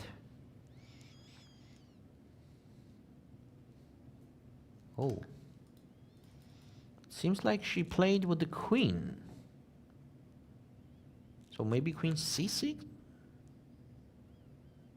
Could be, by the way.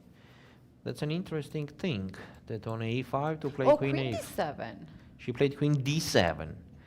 Double attack on d3 and a4. I don't know what she played, but that's the move. So that makes sense. That makes And sense. also in that line, the knight is not. Yes, yeah, queen that makes d7. sense. That a4 pawn, and after a5 we just have bishop d3. So she did the same idea, but with a better way, that the queen is not hanging on c7. How white should deal in this position? Sorry? How white should deal with this position?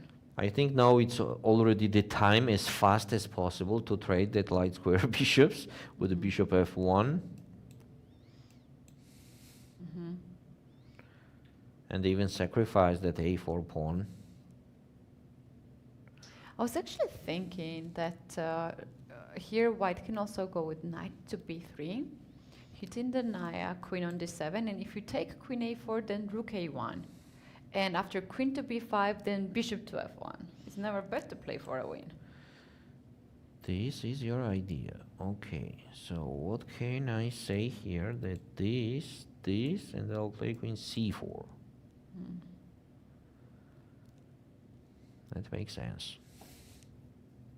Okay, that will be a very complicated game. Very that will be complicated, but- complicated game. But Yeah, well, definitely, anyway, there is some ideas here, some. yes, yes, to and I think that Lela has a complicate good chances here with black. So first board. Okay, what to say about the first board? The same thing. Yeah, I As think it white was- is a little bit more active. it's White has slightly this one better. plan of c4, Slightly b5, better. so and I will try to implement that. It might work, might not, but that's Okay, what she's and trying. here we have a move from Alina, queen f6.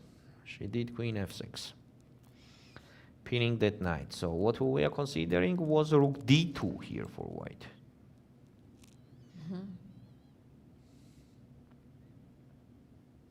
Yeah, it's tough position. It's tough position for black. What about the time? Yes, time is not too much. They have 20 moves to do with the 24 minutes on the clock for each. Next board, Bibisara with Mariya. This is the position, f6. That's slightly better for black, definitely, and maybe not slightly better, but more, because the b3 pawn is hanging. Some discover attacks on the queen. It seems to me white is kind of Struggling a little bit because of this pawn. Yeah, yeah. I see this a4 actually caused a lot of weaknesses on b3 pawn. So white has to be very, very careful. in accurate, this yes. position, yeah. Nana played rook a2. That's even more clever and smarter than rook d2, as she's getting in the game with another rook that was doing actually nothing on a1. So yes, it will be a very tough game. It was until now, and it will be for Alina. And for now, we have no new moves on the board. Yeah, well, this actually means that the players have less than a half an hour on the clock. We're taking our next break, and by the time we're back, there will be interesting positions, more complicated positions, and basically And some time pressures, yes. in some of the boards. So guys, stick around. You're gonna see now very interesting interview, and by the end of that video, we'll be back shortly. See you very soon. See you.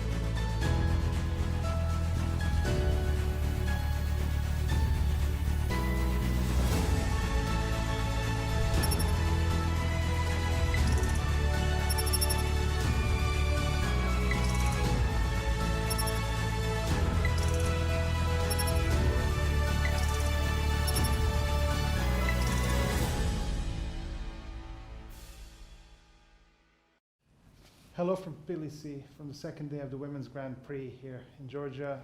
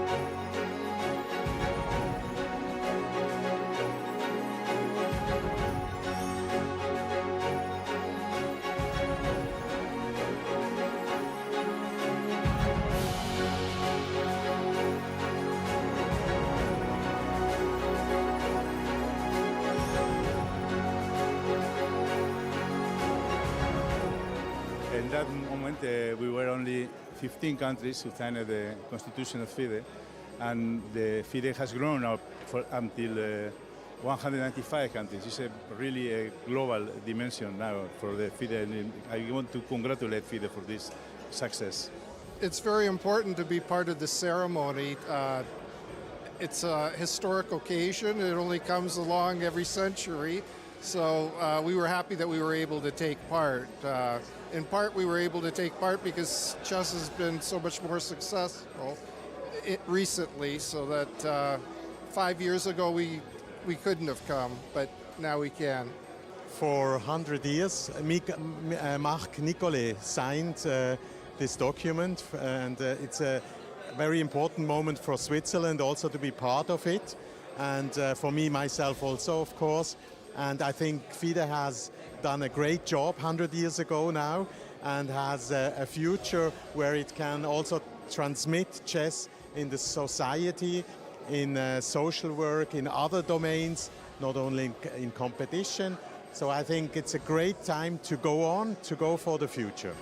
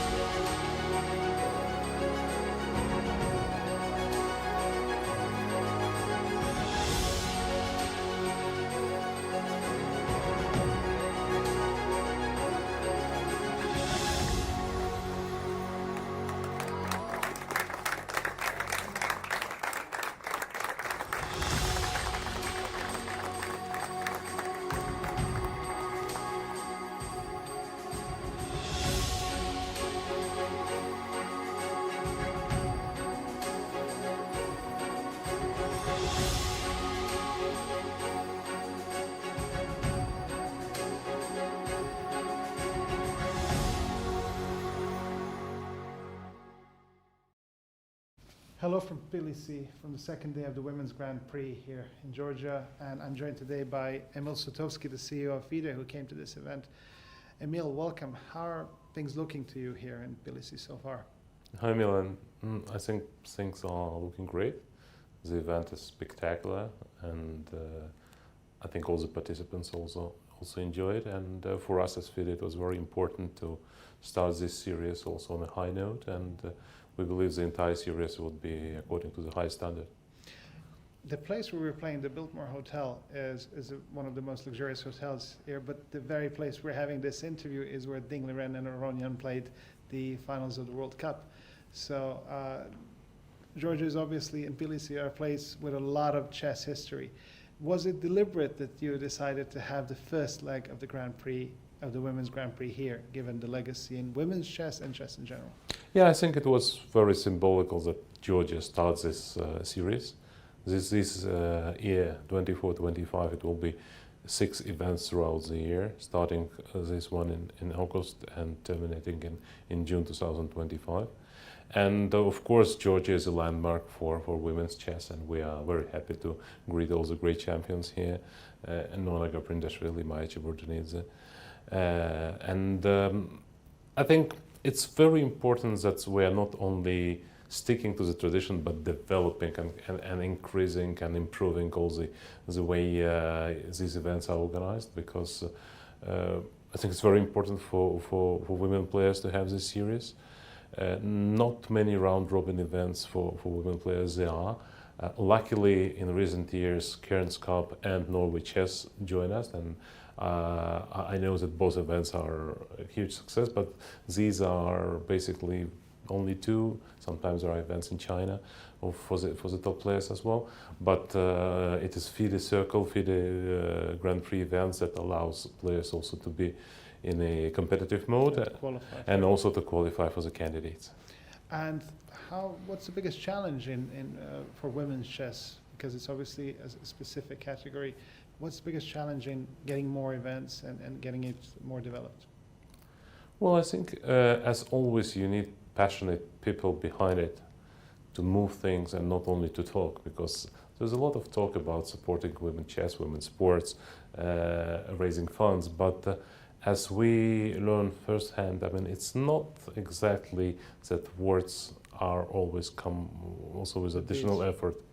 Yes, and I'm happy that we managed to team up with organizers in 6 countries to come up with a series, and it's actually quite massive. The total prize fund of the series is 600,000 euro, and the total budget is about 2 million euro.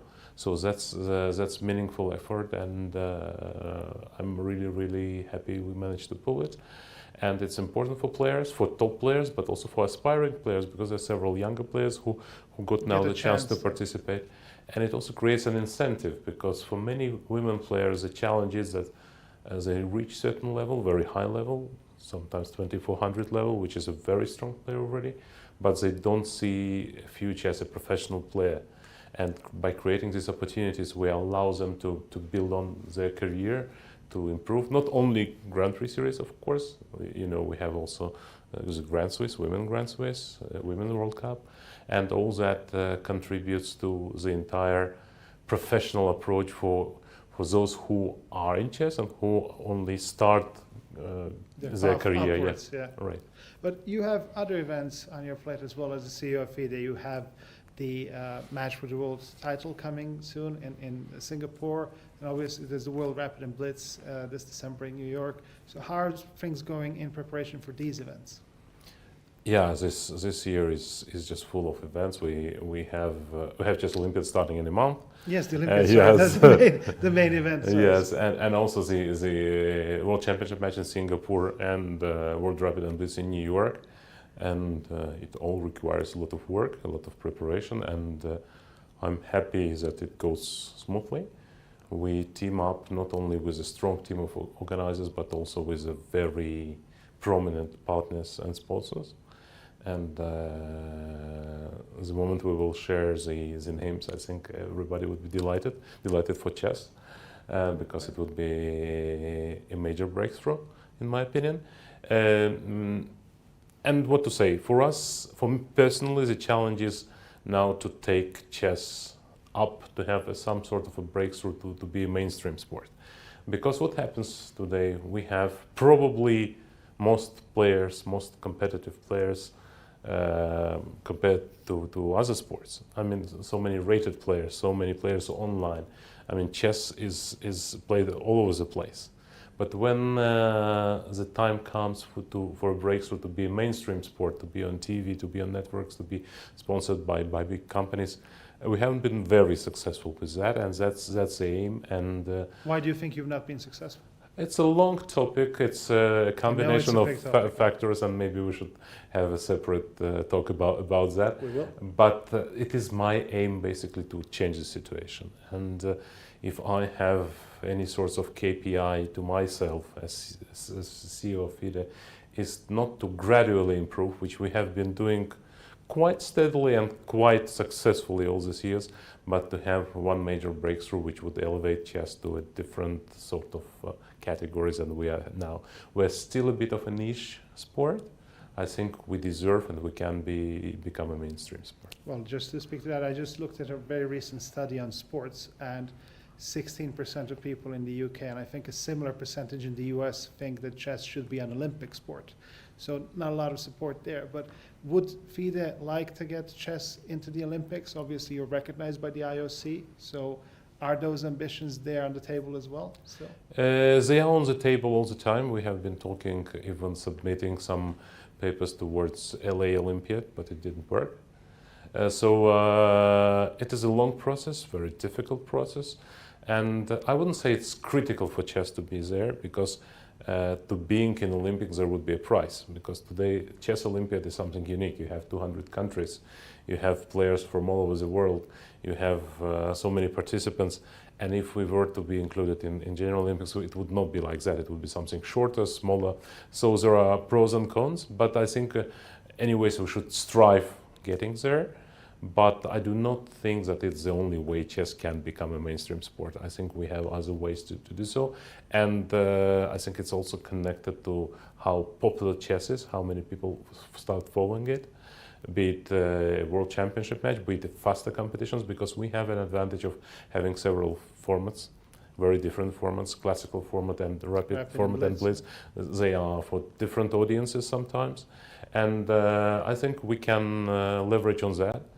And it is my expectations that with the next big events, in particular in Singapore, in New York, will be successful to have a significant breakthrough. And finally, as the CEO of FIDE, I noticed once you had a book about how to become a better CEO, or how a CEO thinks.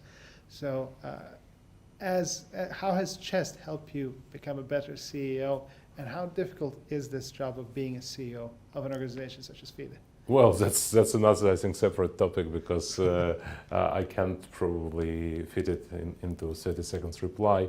But the one thing for sure, I always try to analyze what I'm doing right and where can I improve and what should be done. And I think the preparation, in general, preparation for negotiations or preparation for yourself or attention to detail, these things are some things that any serious grandmaster would know how to tackle, and I think it's very useful in my career.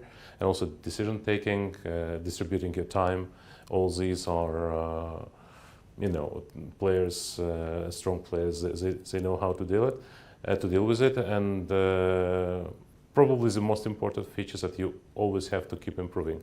That's how it was in chess when I was a professional player, and that's how it is now when I'm a CEO of FIDE.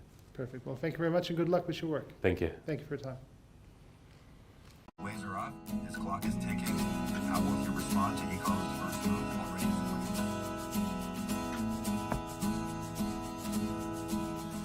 Who's gonna swing across the channel? You know I'm a strong swimmer.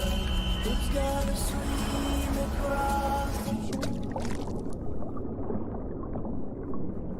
Why did you wonder? You say a lighthouse. Am I right, boy? Am I right? Why did you wonder?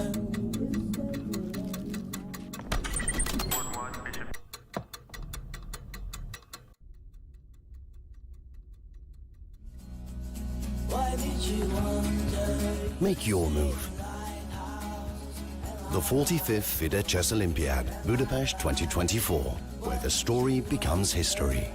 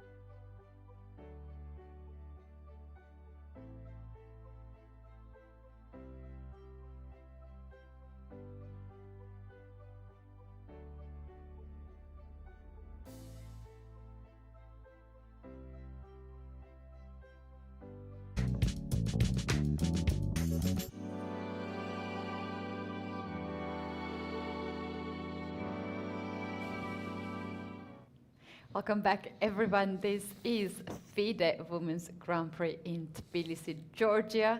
We are in the middle of the third round, Keti and Valerie in the studio. Valerie, we had a break, and while we were on a break, One more game time. has finished. Yes, hello everybody. We have the result. Oh, actually, we have a draw on the first board, where Muzychuk Anna was playing with Kosteniuk Alexandra, and this is a final position where they agreed on draw. We will have it soon on the screen. The other games are in progress, and we have some interesting positions, of course. So this is final position of Muzychuk Anna and Kosteniuk Alexandra. They agreed here on draw. The position is equal. Second board, we have Dzagnidze Anna against Kashlinskaya Alina, with the isolated pawn on d7, but Alina played quite smart. She got the c file, so I want to pay your attention from here.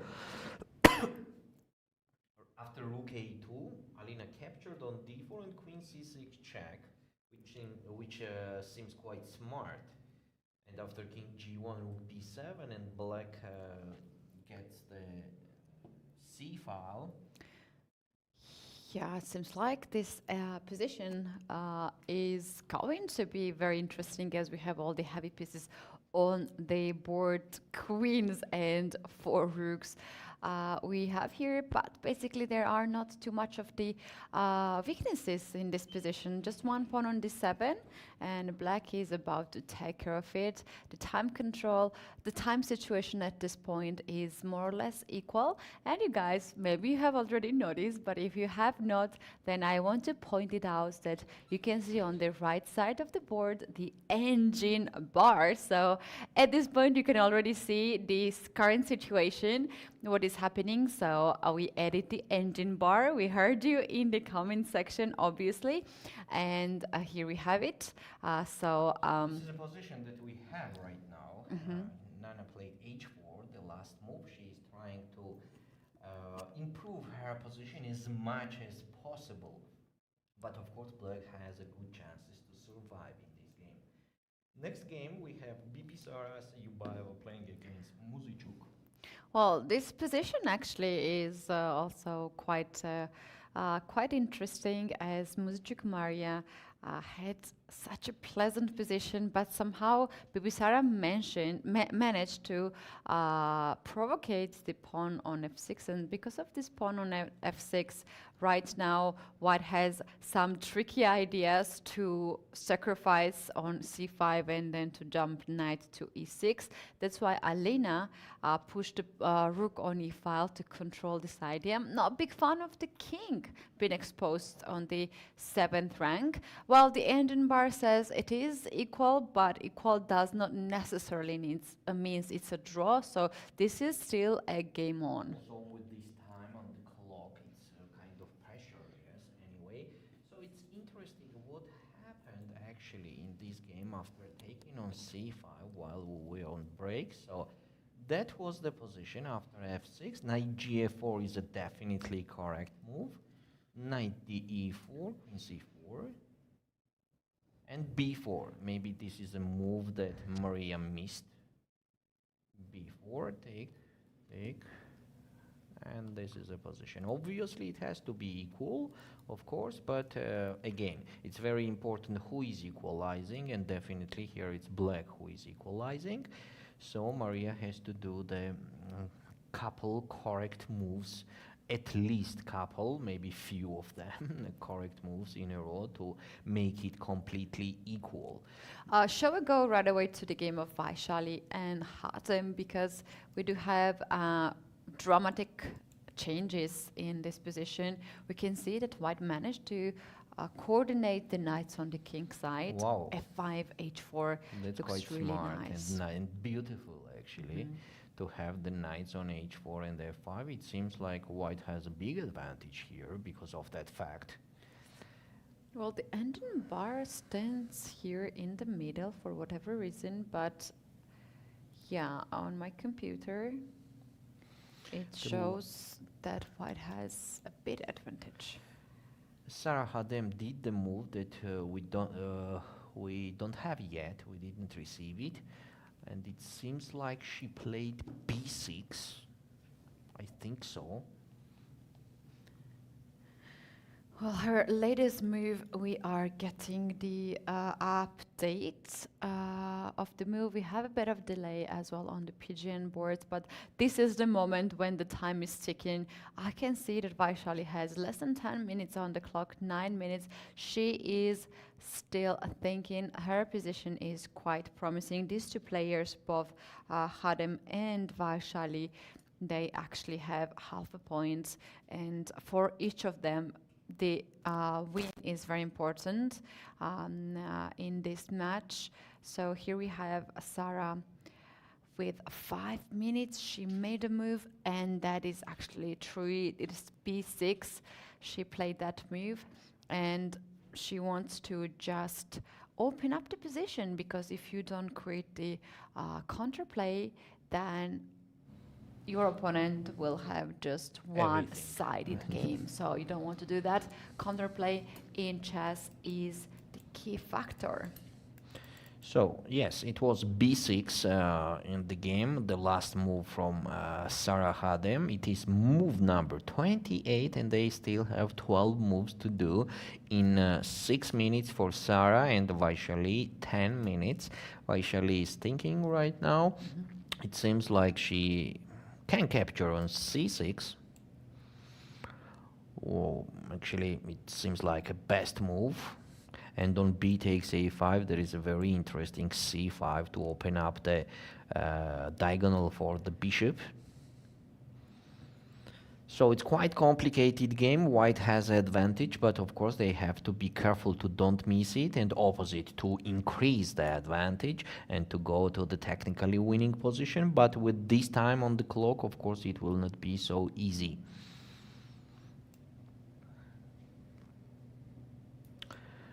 The game that we have to review is also Tsolakidou Stavroula against Lela Javakhishvili.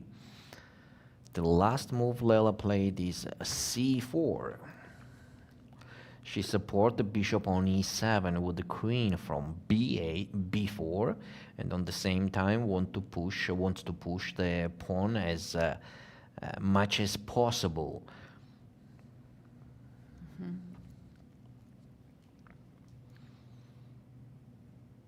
It's quite interesting position. Definitely, this is black only the side who is trying to win this game, because, okay, even in the worst dream, if they lost the c pawn, it will be still a draw. So definitely, this is black who is playing to win this game. And yeah, according to the engine, it is -1 in this position. What but was the the last move? Last move was rook ab1. That it is on this side of the white. So you are saying c3 for black here. That's an amazing move. Oh yeah, it is amazing. c3 is amazing. How difficult is this move to be found? And if white takes on b4, let's consider what's going on here. C takes d2, right? And we are promoting. It seems like that the black promotes. Or if the white play the move like rook f1, then black would just capture on b4. Yeah, this is not... Wait, what happened? Queen c5? Sorry? Oh, they what? What did Queen c5. Black played queen c5, Lela played queen c5. Yeah, c3 was quite a difficult move to do at the board with 10 minutes on the clock. But now what do we have? We have almost equal position. Black has to capture on c5, and it's not actually a very big deal. The rook takes or bishop takes. In case of rook takes, white can just enter on the 7th rank. Okay, now the chances to survive for white increased after queen c5. But let's see, it's still fighting. Love this move c3. c3, yes, c3 is very... on the same time, it is very tough, you know. If you start calculating this move till the end, 10 minutes will not be enough for sure. So, you know, it's very difficult to do c3, but on the same time, I have a with feeling some- that she played too fast this move. She played queen c5 Yeah, too too fast. fast, yeah. She's paying her high attention maybe on the time, which is so few on the clock. That's right, 9 minutes for Lela. And if this rook is not covering, we could also see white's time here, Yes. probably less than 4 minutes. The clock we have, guys, it is also delayed. So after rook takes on c5, now white can activate the rook or play bishop to f1. I think Stavroula just Played bishop f1. went for bishop to f1. That also makes a lot of sense to trade the bishops off the board. And now after knight takes it back, let's say bishop takes, knight takes, you can activate your knight on e3 and on d5. Look at this square for the knights. Yes, it seems very close to equal right now. And we have some moves, changes in the game, Bibisara and Mariya.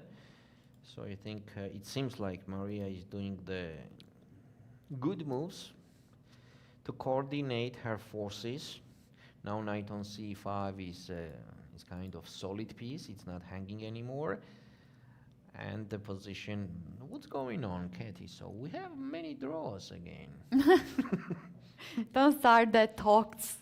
Don't start that talks. We already have one game So- down with a draw. I have a chance to end up with 5 draws today also. Jesus.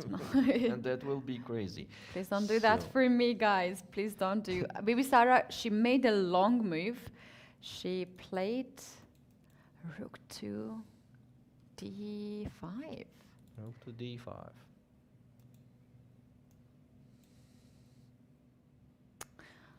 Yeah, that's interesting move. But it's very difficult to imagine any complications here. As the position is quite simple. Okay, knight on f4 is a great piece, definitely. It's a great piece. But on the same time, knight on c5 is also okay. And I'm always considering the worst thing that could happen, that black loses the b6 pawn and trades some pieces. It still will be very close to draw, but it is of course the worst that could happen for black. It is very far away from that, but I'm talking about the resources of the position, that there are a lot of resources for black to do the draw here. What was the idea of rook to d5? Maybe knight d3 and actually gain that pawn somehow.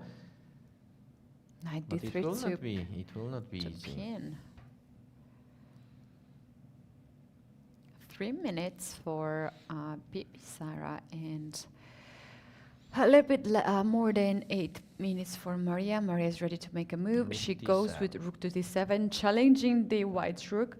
She wants more trades, of course, because after trading all the pieces, the b pawn will be the passed pawn. On the same time, the king will not be so unsafe. For example, if black trades the queen, that will be the excellent option.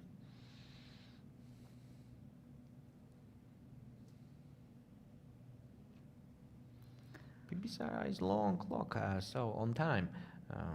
It's not happening. All right, let's choose now one game, and we can stick around on that one game. So maybe the one which has the most time pressure. Maybe this one, as the position is also. Oof, look at this complication. So here, b5. b5. Oh, Wow, wow. We just need Vaishali. one more move to give white to play c5. That's gonna be a funny looking move. Look at this pawn structure. Wow. So that will be definitely winning if there is no pieces on the board at all, more than the kings. Then it will be immediately winning. Yeah, look at this situation B5, here, oh, b5. yeah. So pawn takes b5, pawn takes b5. I think she did a takes b5, yes. She did a takes b5. C takes d5. C takes b5. And I think Sara should take the b5 pawn. Yeah, otherwise if she takes a5, then Yeah, okay, oh this no, will you be don't want just to play game against over, this yeah. pawn chain. So, and maybe a6 is the idea of Vaishali. Oh, very tough position for black. Yeah, this is why we're always talking about the space advantage in chess. It's so important. Just because white has the space advantage, white's pieces are much more free to move around. And always ready to open up the position. Yeah. So Vaishali is thinking. So it's actually interesting what she's considering more than c takes b5.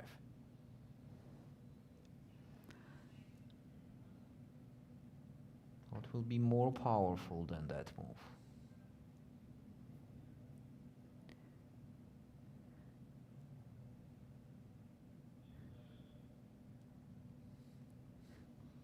It seems to me c takes b5 has to be done.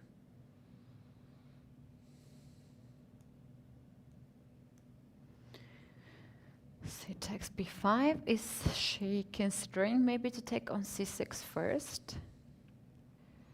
And in case of bishop c6, then to take c takes b5 and a6 to have that pass pawn. Yes, but in case of d takes c6, maybe black will capture on c4 first. And then take on a5 also. I mean, why to be pawn down, actually, if we can be with the same position with the equal material. Mm-hmm. Maybe she's considering for black c5 here, Keti, somehow to block the position on the queen side. Maybe this is her thought. Maybe this You is know what? This she- is actually the most practical choice, I think, here, to close up to the whole close, queen somehow side. to close, but okay, if I don't close and capture on b6, is not it still very tough for black to survive here? And she did the move. She did the move, and that move I don't receive yet. What is that move? There is a takes b6. What? That's very interesting. A takes b6. That on rook a1 to play what? B7. No, b7, bishop c7. What? And then take on a1. Yeah, that makes sense. Oh, Rook wow. b8. Yeah, nice. Rook b8. Yes. Just for more clearness, I will do it on the board. So on rook a1, there was b7. And if the black takes on g1, b8 queen, a very unusual position, but actually very interesting. I like it. Two queens must be strong. Wait, Yes. okay, now after rook to b8, Vaishali captured the pawn on c6. Bishop c6 has happened. They are both blitzing out, you guys, because they have less than 3 minutes on b5. the clock, both of them.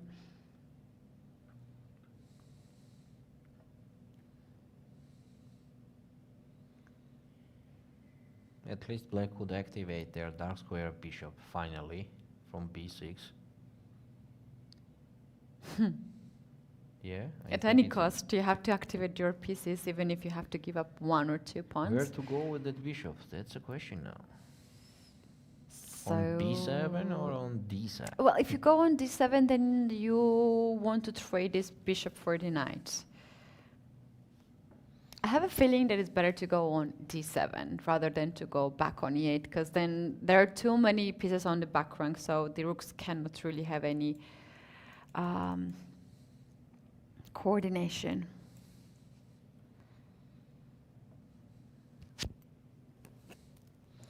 Let's move number 32. Yeah, it is very interesting which of these games are our chat's favorite. You guys let us know which of these games do you like the most. What would be your choice, Valerie? Out of those 4 games, which is in progress, All together. I don't know even what to say. I think this one is most Exciting, yeah. Yes, with a dangerous position.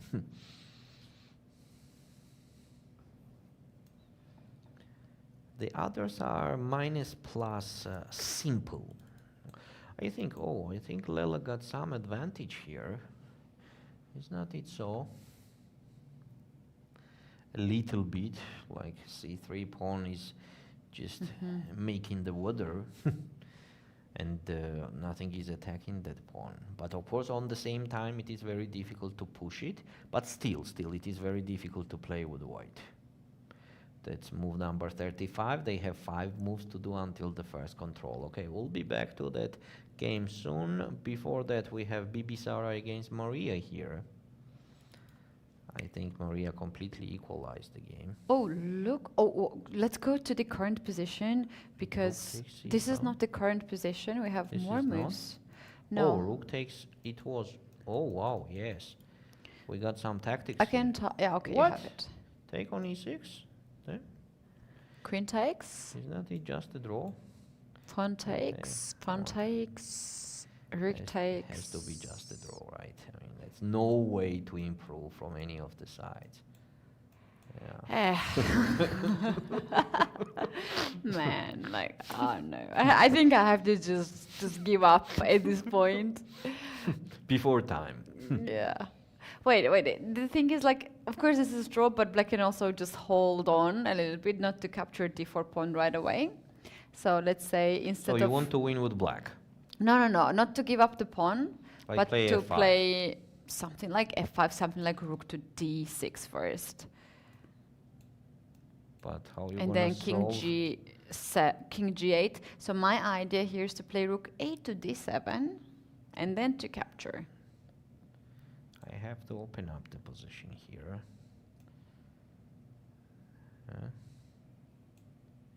But you know what? Even after that, if you just capture that pawn, how you are improving and where are you improving? You have to put your rooks on the second rank to attack the f2 pawn, right? But on the same time, I'm gonna have the checks there for sure.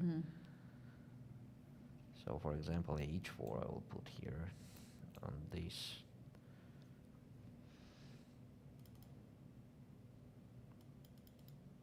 Queen e8 check, and then king g7, h5. Yep, Bibisara on the screen. Very I think close she to should draw. be really happy of today's results, because at some point Mariya started to play very sharp moves.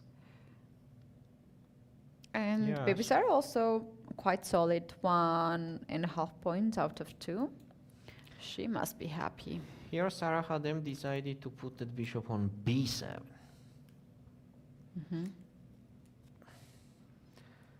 1 minute on the clock for Vaishali, and 8 moves to do.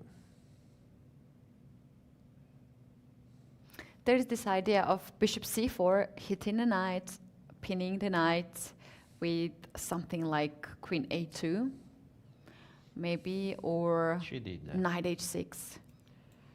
She did. She has 30 seconds on the clock. Vaishali is struggling on the clock. She has to make 7 more 7 moves. moves, yes. Okay, let's stick around of this game. Yes. Bishop c4. Turret is to take the knight f7, queen f7, knight h6, and to win the exchange and the pawn. There's another move, queen to h5. I like that move as well for white. I think bishop b7 was unlucky place, as you said. Bishop d7, or even maybe bishop e8 even, yeah? Because we were dreaming to activate that bishop on from d8, but we still can't do that. And unfortunately, the game can be over without activating that bishop. Now it's very serious threat there. Queen h5 or taking on f7 and h6. How to support it? On king h7 there is queen h5. Oh. I think That is a we are tough in very big situation for trouble. Sarah. Maybe it's time to give up the exchange, rook g7. But the bad thing is then Another knight knight jumps in. Another knight is there also. Oh, knight g5 is the move. To give that sacrifice. I mean, to give that rook on g8. Both of them 30 seconds on the clock. What a dramatic game. Sara has to make the move. She has the pin on the A to G8 diagonal. G8 with what to take. If we take with the queen here, then it's knight d6. Yeah, I think king should So take the it. king has to take. And then queen h5.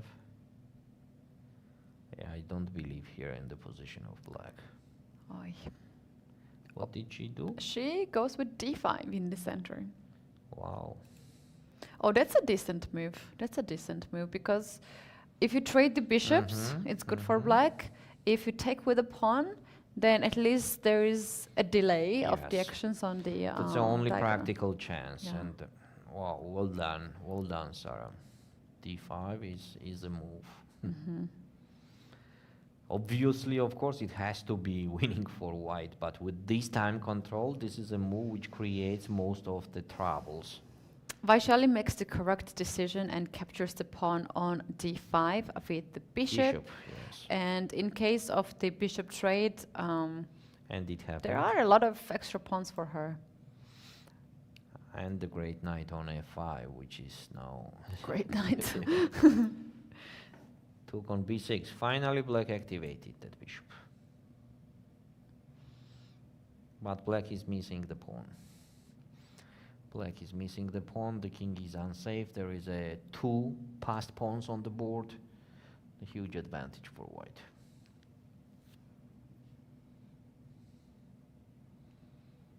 How many seconds? 40 seconds for 40, Vaishali. Yes. But okay, here it's like... She needs to easy. make 5 more moves.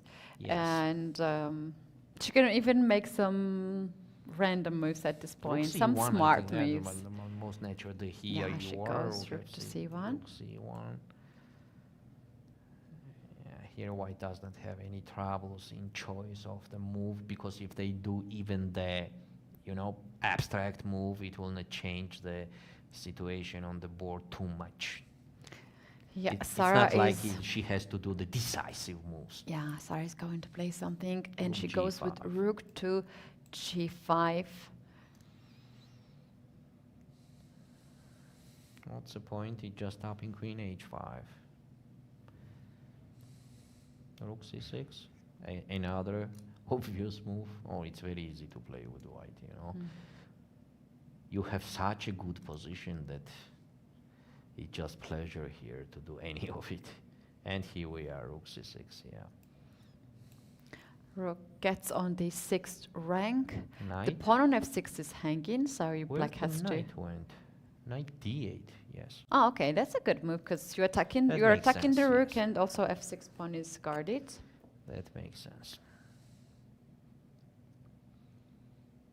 Now it can go on c4 with the rook.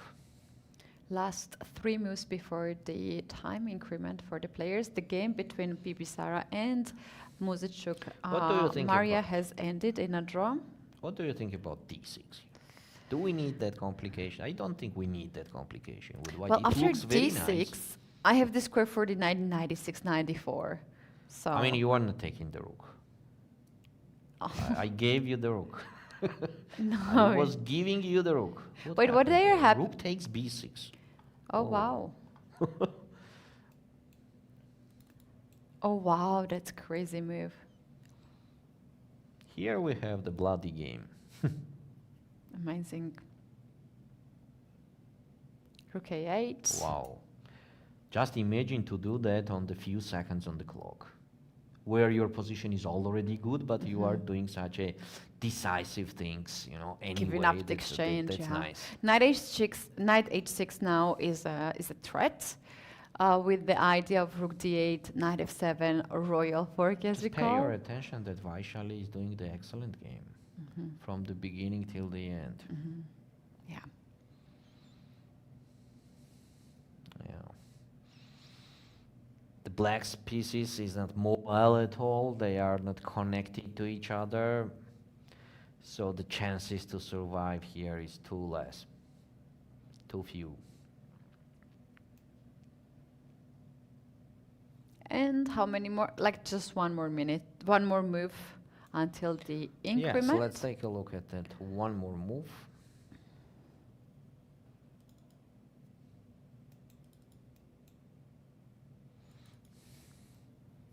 And she did rook b7.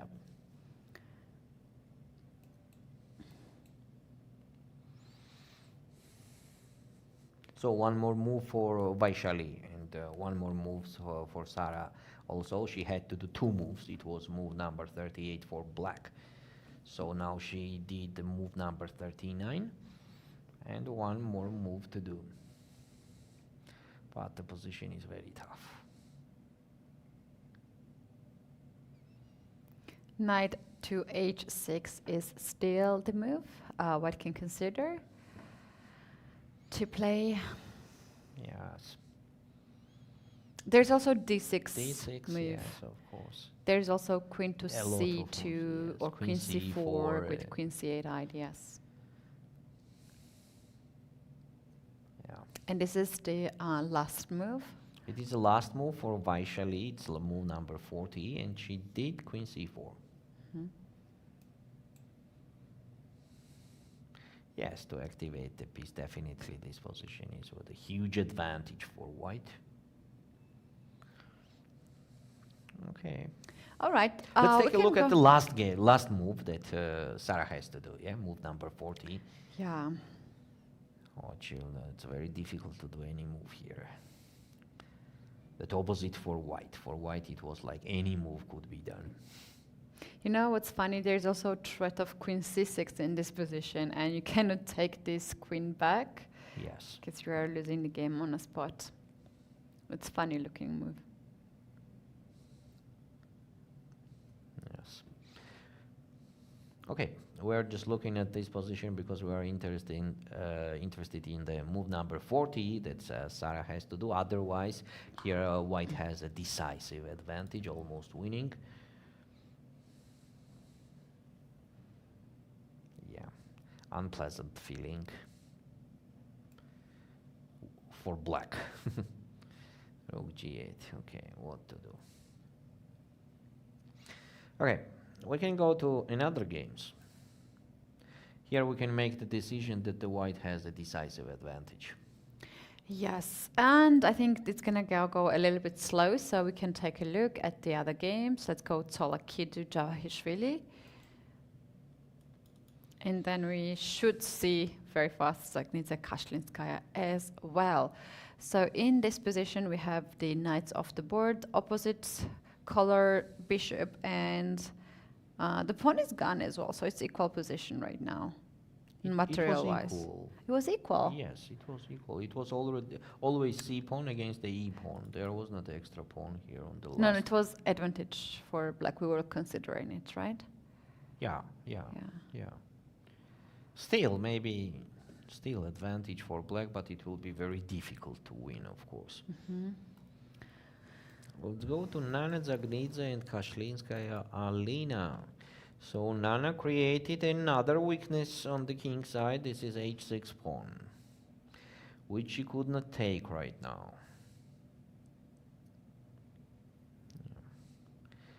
Black activates the pieces.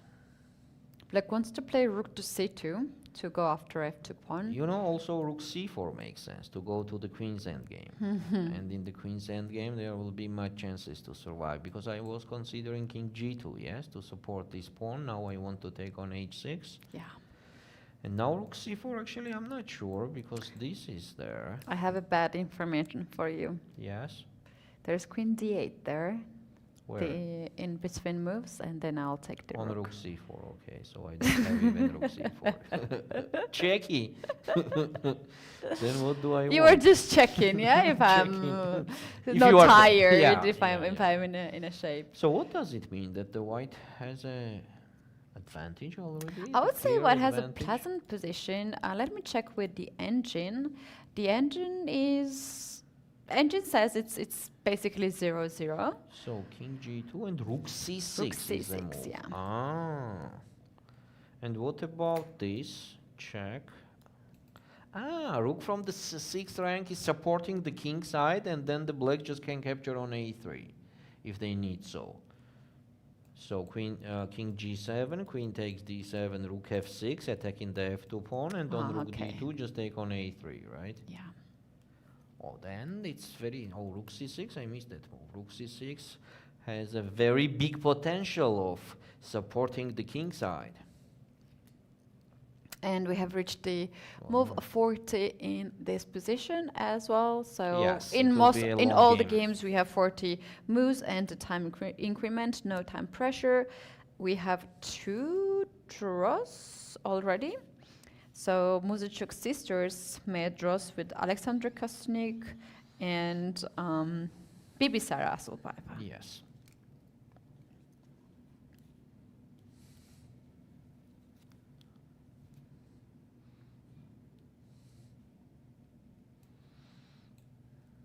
Yes, now the players will be relaxing for a while after the 40 moves.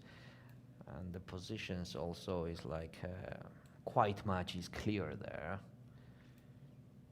Yeah, well, there is a conversation in the chat about draws and the results, but like at this point, you guys were talking about the best female chess players in the world. They don't make mistakes. They like it's difficult to have the decisive results, and I have to be agree. yeah. Because I like that. Right now, I like that they are not doing the mistakes and it goes to draw. So the thing is that we are just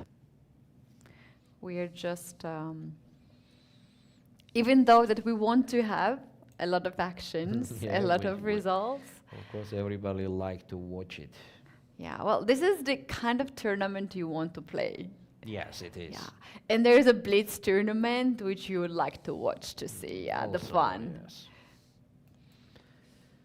Here we also have 40 moves. Yes, everywhere the 40 moves is done. Well, what happens if the bishop gets on d2 square in this position, and then rook's getting free, starting to get on the first rank? Is there some chance? Oh, Nana is checking the score sheet. Is she going to? Oh, it's definitely. I mean, she already has Make a move. 26 minutes. I mean, the additional time on the clock. It's not her. We were talking about Nana, right? Yeah, but here's.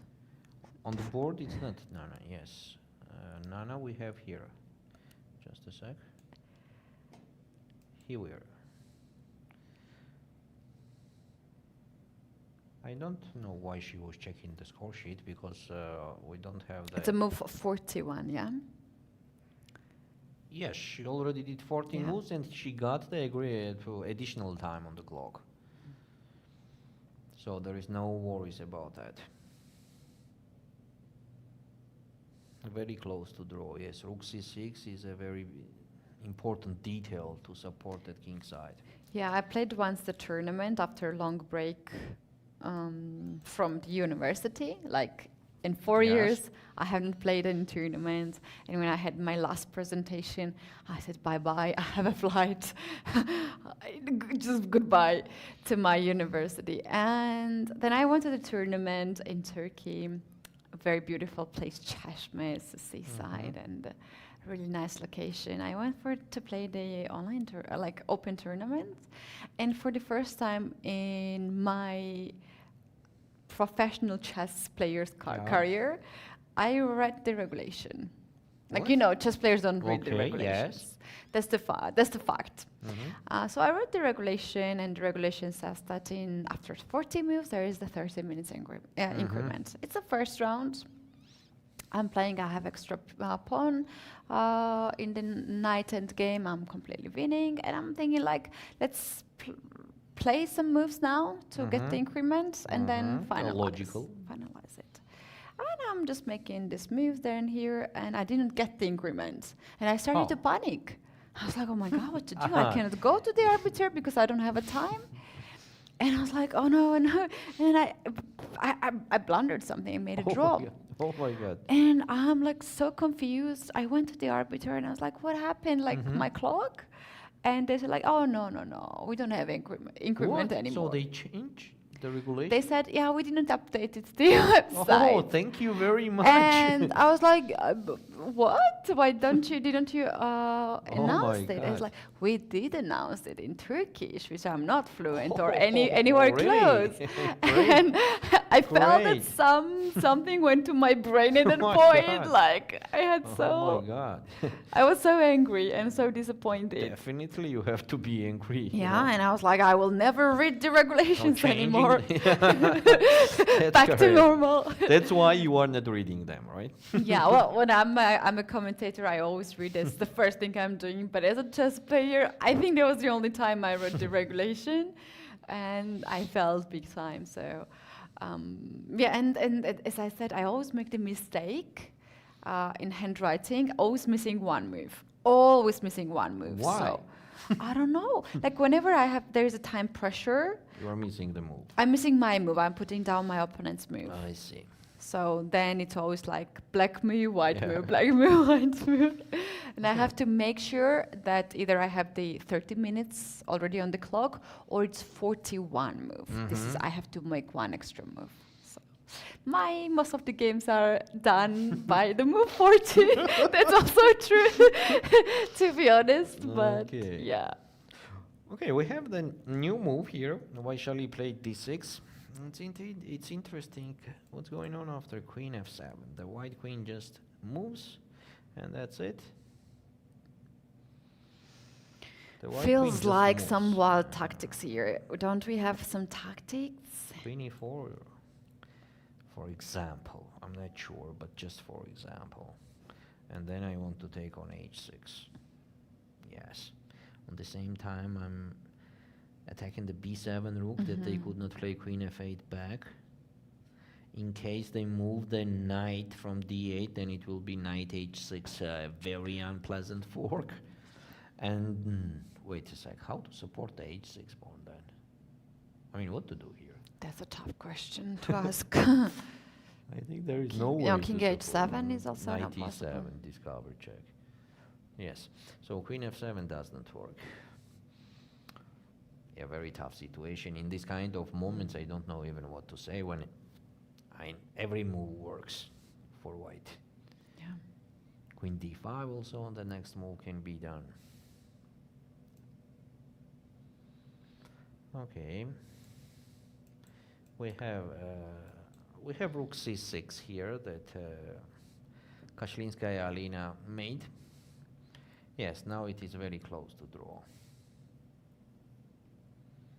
Now it's very close to draw. Rook goes to f6, and rook on f6 will be a very, very good defender and attacker on the same time. Yeah, interesting, Yeah, interesting no, position. I liked this game from the start until the end.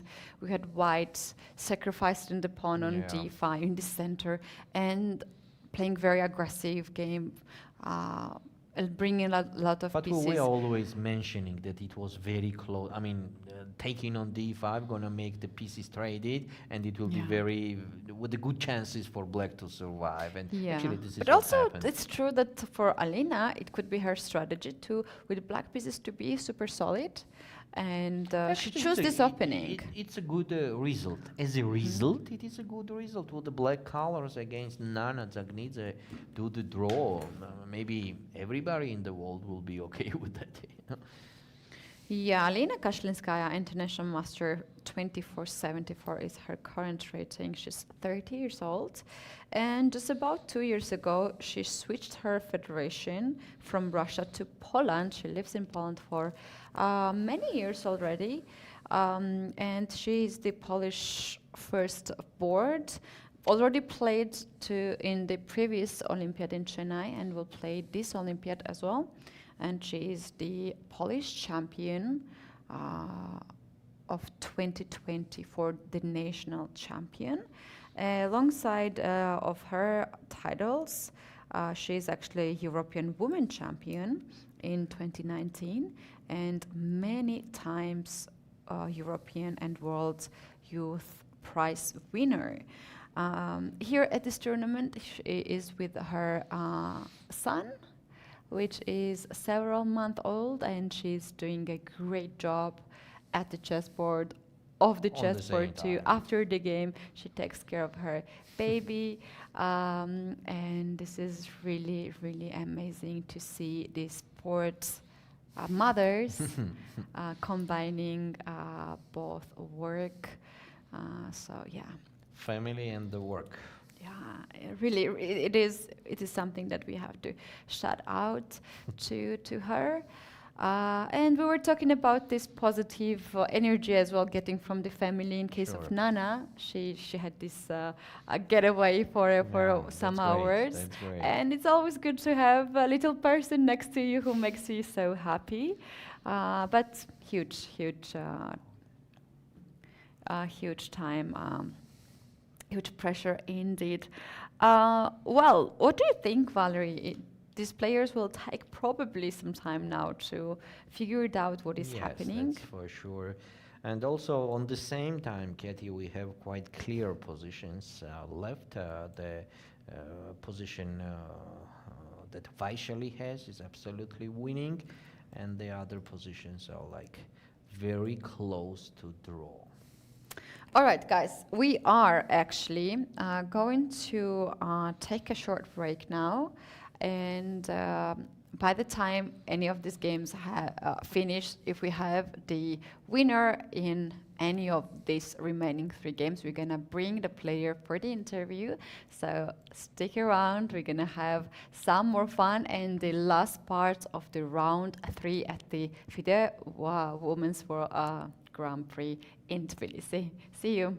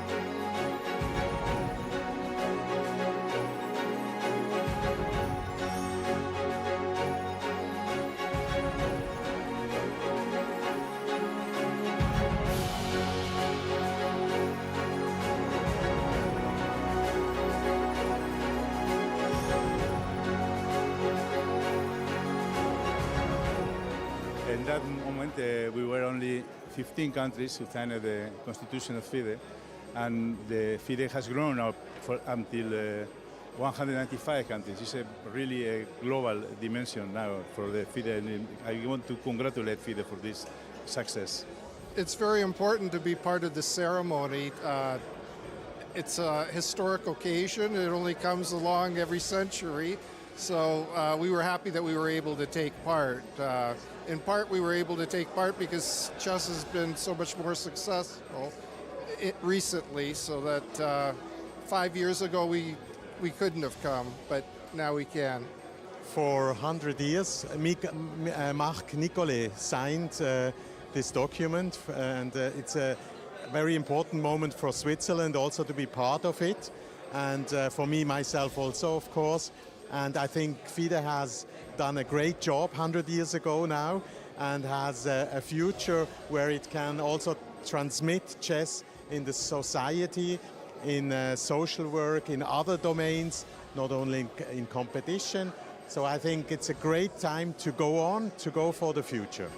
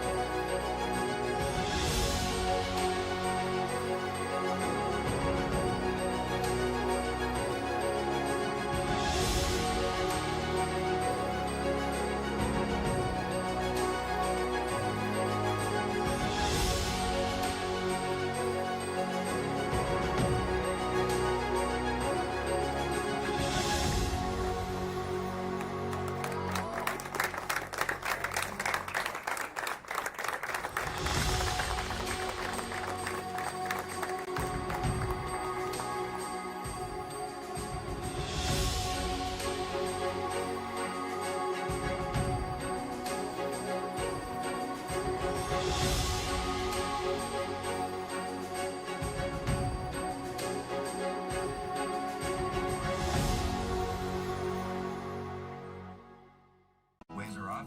His clock is ticking. How will he respond to Eco's first move already?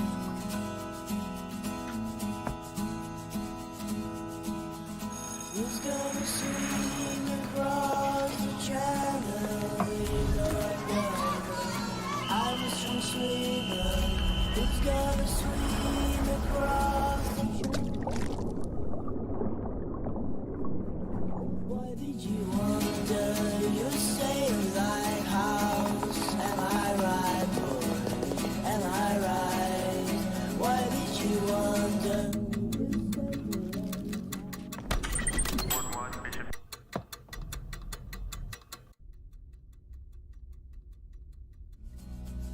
Why did you wonder? Make your move. The 45th FIDE Chess Olympiad, Budapest 2024, where the story becomes history.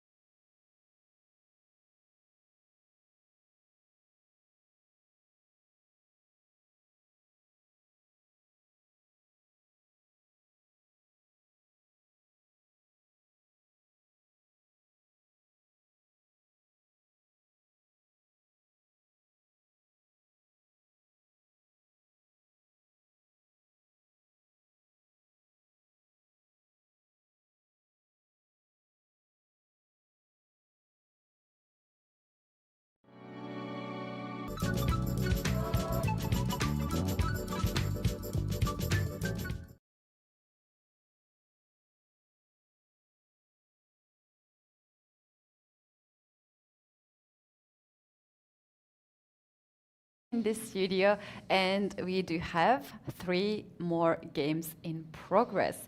Valerie, you are very happy. I know that we have already 2 draws, and seems like we might have also some more draws ahead of us. However, games are still on, and it's not done yet, and they look quite promising.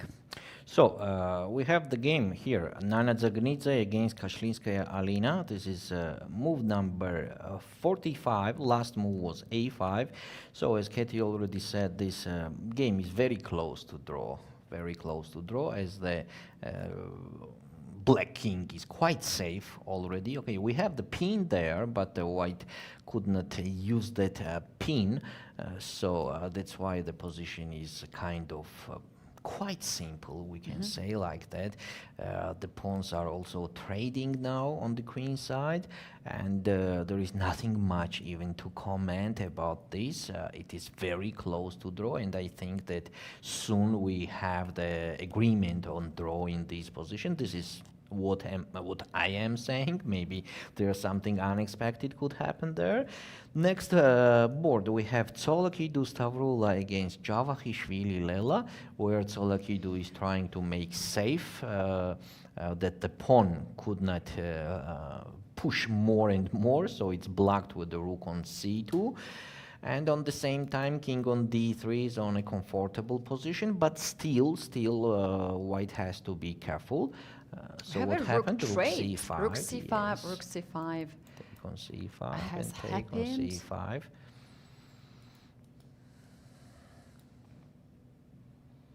Yes, seems very close to draw. White can just put f4, king on e3, for example, and bishop on d3, just to make sure that that pawn could not move ahead. On the same time, black needs to create another weakness on the king side somehow. This is the only plan to win this game, somehow to create the weakness on the king side. So I think this will be quite long game compared to the game Dzagnidze and Kashlinskaya Alina, as I think that Lela here will try to find out her chances in this position. King King d4 King has d4. happened, hitting Yes. the rook on c5. White's idea is to play bishop c4, c4. yes. Bishop d5 just to improve the bishop's position. Yeah, on the same time, the point of bishop c4 is that the black bishop could not move anymore from that diagonal. I mean, it will be stuck in protection of that pawn. That's right? So let's see. Going forward to see the game of Vaishali R. Here we have Excellent game played by Vaishali. It's just completely winning position with a different options. One of them, what I see, the easiest one is knight e7 here, and it's completely unclear where the rook goes, and if it can go at all. So if rook goes on f8, then knight g6 wins the exchange. If rook goes on e8, then maybe even queen h5, and then how to support that rook. It's completely done. It's completely done. It seems like black has to capture on e7, and in that case white just captures, or knight g6 check appears here. What a nice trick. Knight g6. Oh wow, it's beautiful. Vaishali goes with queen to h5. Perhaps with the same ideas as the queen on h5 is quite tempting to be. Also the pawn on h6 is hanging. Yes. This is actually what we mentioned, that every move is like working here for white. You just don't have to blunder something. Yeah, she also has this move, knight g6. Funny looking move. Knight g6 right away. The king is sort of stuck. Black is forced to take this knight, and then white can take the d8 knight from the back rank. And on rook g8 we can even take on g8, you know, what a very interesting thing. Maybe, okay, that's like a lot of moves will be winning there. It's not necessary to force something or to sacrifice something again and again. Yeah, knight h6 right now. Knight Is h6 the is move maybe it's time to take the pawn on b5 with the dive with the full stomach is one of Knight my e7. favorite impressions. Unfortunately, knight e7 is just winning, you know. Yeah, it's like like that's it. So let's see. That's a fact that we're counting the last minutes of this game. Right. So Vaishali will be with 1.5 points out of 3. And Sarah Hadem will be with a half point? At this moment, she has a half point. Both of them? Yeah, both of them. They have half a point. And we had actually this result in the second round where Sarah made a draw against Tsolakidou, while Vaishali made a draw against Kosteniuk. Well, for me personally, as a chess player, the hardest is to resign this moment to stop the clock, because that's until the worst moment in the game. until the last second, you have a hope that you will pull off the position, or your opponent will make a blunder. But when you just stop the clock, that's it. Yeah. That's it, and sometimes it is very, very difficult. It takes some time. Let's take a look at Nana's game. She played rook b2. So hoping that on taking on b4, she takes with the rook and then somehow attack the b6 pawn. But what's going on in case of queen a2? Nothing actually going on, and then queen e6. Yeah, just control everything on the 6th rank. Yeah, I love this placement of the rook on the 6th rank, just guarding everything. Just guarding everything. Guarding also the king. Yeah. Rook f6, rook on the 6th rank solved a lot of problems. On the same time here, Stavroula played bishop c4, what were we expecting?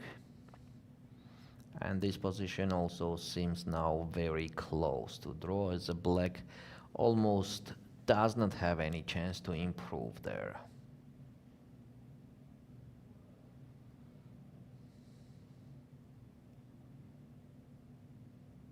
Yes, it seems very close to draw. Let's get back to Vaishali and Sarah Hadem. There is nothing to do. There is no move appears here. Maybe some f3 to move like that. But still knight e7 is coming. Knight e7 is coming anyway. And they just ignore, white just ignores the fact that black could capture on g2. There is knight hg6 check. Another knight enters there. And on king g7 there is knight f5 check. King f7, knight f4 check. And the game is over. There is kind of rook g6, the only move. And just take on g2. And then back to h4 with the knight. So these knights are so really strong. Annoying. Yeah. Yes, it is. On the same time, on f3, white could just capture on f3. That's also okay. I mean, this is the biggest problem here, that white doesn't have any chance even to do any mistake, because black could not create any threat here. So even f3 makes no sense at all.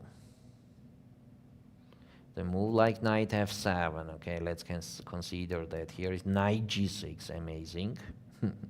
Queen take g6 and just queen take g6. Beautifully done. And queen g7 checkmate is ahead. Yes, there has to be knight d8, and there is anyway checkmate.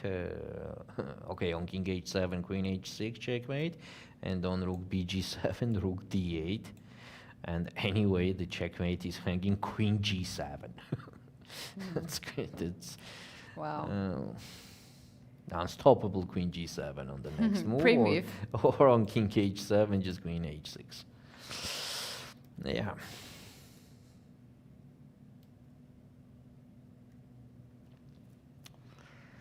Yeah, I wonder where the things started to go wrong here for black. Shall we just take a moment back? Because it looked so tempting for black when she played g5, knight h5, all these moves on move somewhere 13. Actually, it was kind of an advantage for white all the time, at least slightly better. So from here,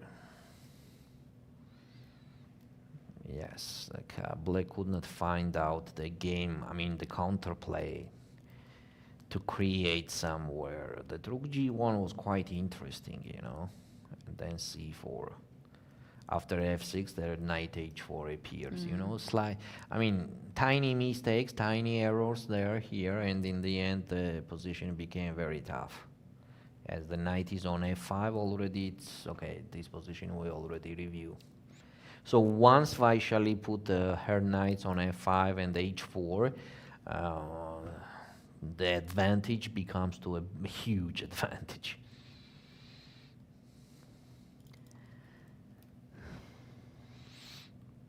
She did a very good game, by the way.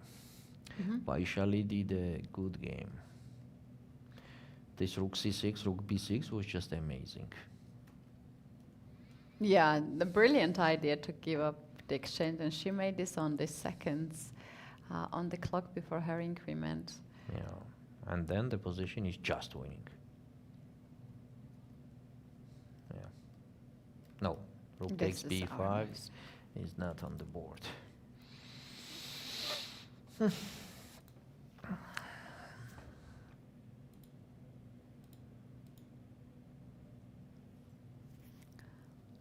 Six minutes for Sarah.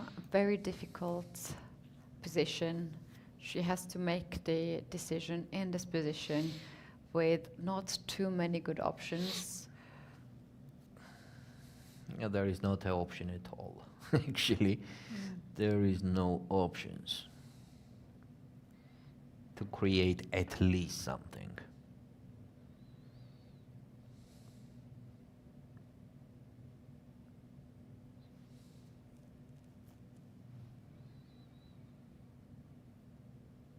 Yeah, that's the most sad moment when you have to resign, you know. That I agree here completely. Oh, she has actually 4 minutes and 50 Yes. seconds. We can see that.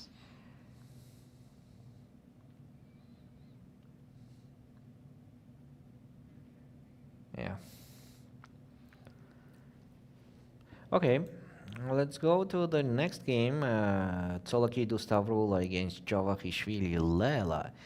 And Stavroula attacks the bishop. That if the bishop goes on b6, then the pawn is hanging on c3. If bishop does not go on b6 and goes on b4, then just f4 can be done.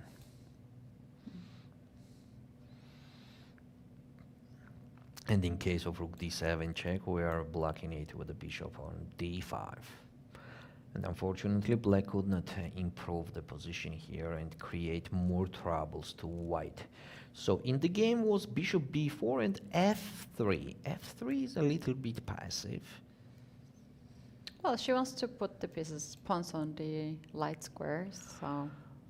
Okay, that's clear, but f4 to me was like looking more aggressive. Attractive. Let's go. Lela played h5. Until the pawn is on c3, white could not relax. That's a fact. Until they don't agree on draw. So Lela is trying to create another weakness on the king side somehow. I'm actually thinking that maybe white has to get king on d3 to free the rook to move around. Like after this move, there's rook a4 Yes. kind of ideas. And the important thing is that on rook d7 there is bishop d5 always. Yeah. King d3 is a move, of course. And after h4, nothing so dangerous is happening for white, as they can just capture, and somehow f4 is a move that has to be done. Okay, she did king d3. Oh, I see the funny way to lose this game. Okay. So, no, that line, h4, takes, rook g2 check, king f6, rook g4, because it's an extra pawn, you want to take this pawn. c2? Oh, we have to wait. c2? Right, yeah, okay, right away. c2, But, and yeah. on rook g1, bishop a3. There you go. But on c2, they can still survive with a e5 check.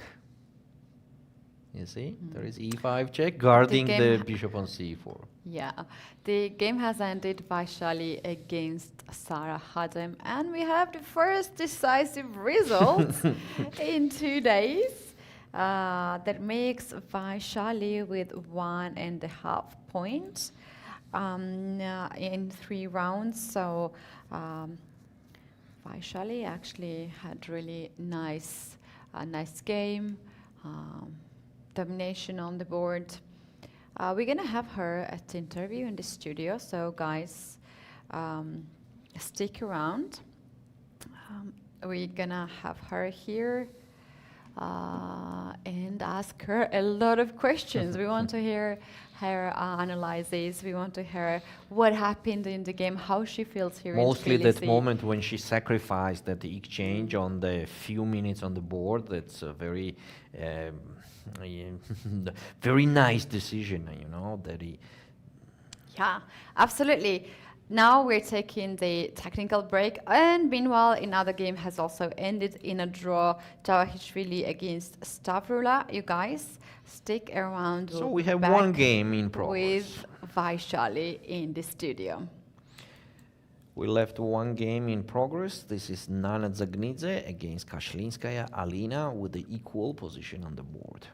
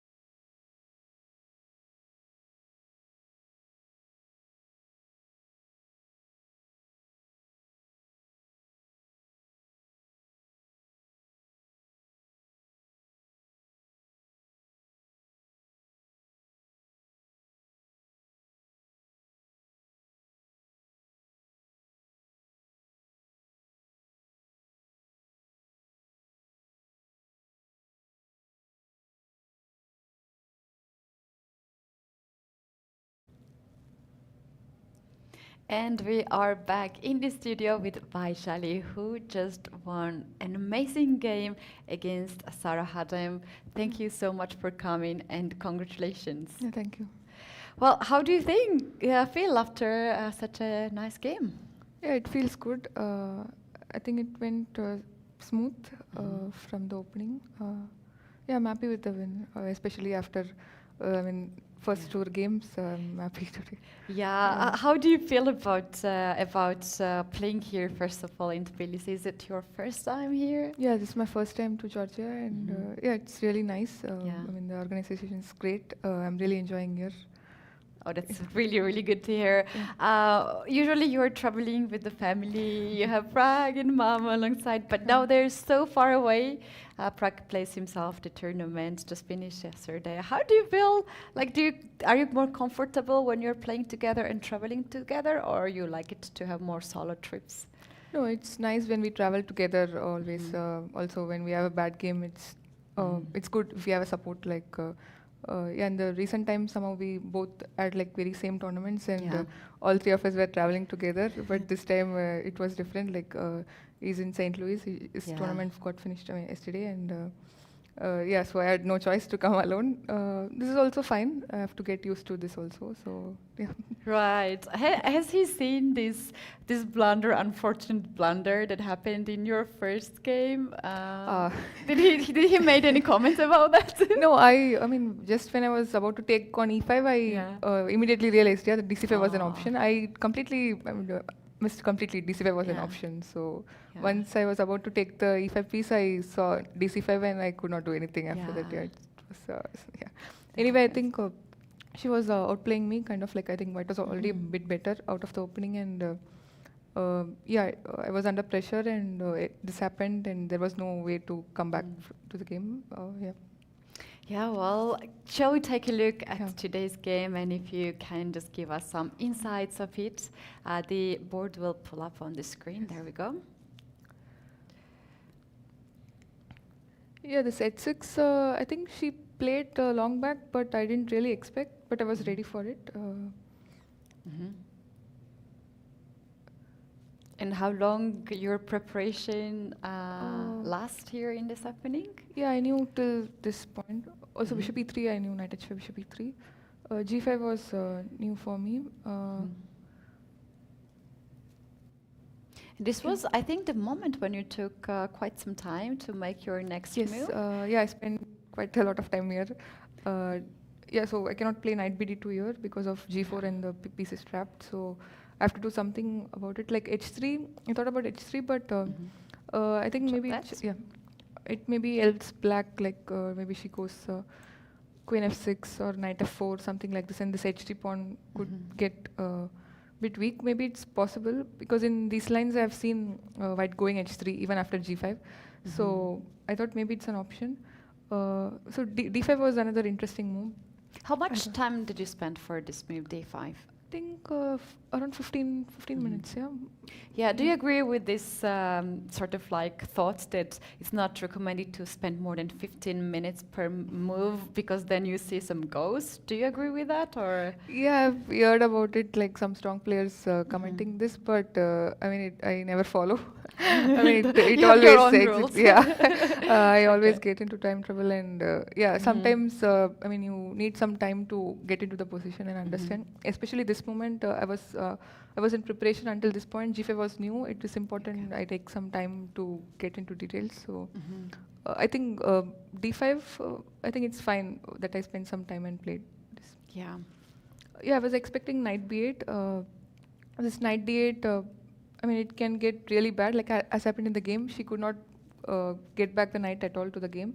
Maybe knight b8 is better. Like at some point, she can reroute to knight d7, knight c5, or knight f6, something like this.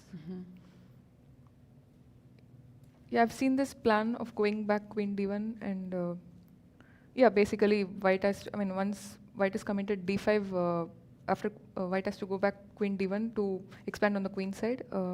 Black will be playing on king side, and I have to try to expand on the queen side. Yeah, here again I spent some time. I think bishop f4 exchange was good. Like I was expecting ef4 actually. I think I would go h3 or knight d4. I was not sure which one actually. Yeah, gf4 was a bit surprising because black doesn't have attack on the king side. And I have like free play on the queen side going b4, c4 and so on. Also it's difficult for her to play this f5 break because I get bishop d3 and I exchange on f5 and she'll this g7 bishop will be very bad and I think white will be very better there. What is your evaluation at this point in this position? I thought like white should be slightly better. I mean if there is no attack then I thought it should be very good for white. Yeah. Also the problem is this d8 knight which restricts like this rook on a8, like no pieces are coming to the king side. Yeah, she went king h8. Yeah, I was just playing some logical moves. Yeah, at this point you played this rook to g1. Can you tell us what was your thoughts when you played this one? Because there was no checkmate threat yet. Yeah. But you played in advance. No, earlier I thought I wanted to play c4 here. I mean to expand. This was my plan. Like that's why I played bishop d3 and queen e2. But when she played queen f8, I thought maybe for c4 she has queen g7. Or maybe rook g1, queen g6. Trying to get like queen h5 and something, yeah. Okay, bishop h3 or maybe it's not working because I always have knight h2. Like even after queen h5, black's not threatening anything. But it feels like something, yeah. Maybe somewhere rook g2 is coming. But always with king h1, rook g1, knight f3, like this setup, it's safe. I mean there is no mate. But still, I just want to make sure I played rook g1 first. Maybe for queen g7, she was worried of g3. G3 was another option. Okay. Yeah, I was not sure whether to go for this, but I thought, okay, once she plays queen g7, I can spend some time and decide whether to go c4 and transpose with the other line or to go g3. I think she was worried of g3, that's why she went bishop e7. Now I went c4. Yeah, so basically you wanted to play on both sides, on the queen side, just because you have an advantage there, but also had some thoughts of king side too with g3. Yes, especially when she goes queen g7, I mean it helps if I open the g line. Yeah, but mainly my plan is to expand on the queen side. Yeah, this f6 also allowed me to play knight h4. Yeah, and these knights here on f5 and h4, they're just ruling the whole game. Yeah, it's really annoying to play with black, I mean, with the against these knights. Yeah, I just played king h2. It doesn't have much of a plan, but okay, I thought anyway black doesn't have a. Was that a move to reach to 40 moves to have some time increment, or? No, I did not really think about that because we both had like more or less same time. Yeah, I didn't think about move 40 that much, but king h2 is anyway a bit of an improving move. Like yeah, it's not bad, so I just played. Yeah, b6. This b5 was I think nice break. I think. Yeah, I had many tempting options like to take cb5, cd5, a6. I think this should be also winning. Like, yeah. I mean, yeah, all my pieces are so good. Yeah, and what was your final judgment? How you made this option to capture the b6? Okay, I saw rook a1, b7, the pawn queens. You wanted to do that, yeah? b7 and the queen. Yeah, bishop c7, rook a1, and if rook g1, b8 queen, and okay, there is nothing on the king side, so rook b8. Maybe I could have chosen some other line, but this also looked good, so I just went for. Yeah, looks really good. And we had another question here. You take this bishop on b6. You made this decision on the seconds on the clock, like almost like 1 minute. How easy was that for you to make that judgment to give up the exchange?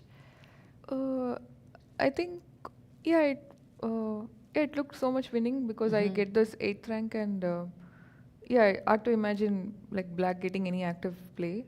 I mean, my king is safe and I'm just, all my pieces are active, especially these knights, the two knights, and maybe with the bishop she can get something, I don't know, even I mean, even with rook on c6, even if I just pass, make a pass, still it's hard to play from black. But okay, this looked very direct.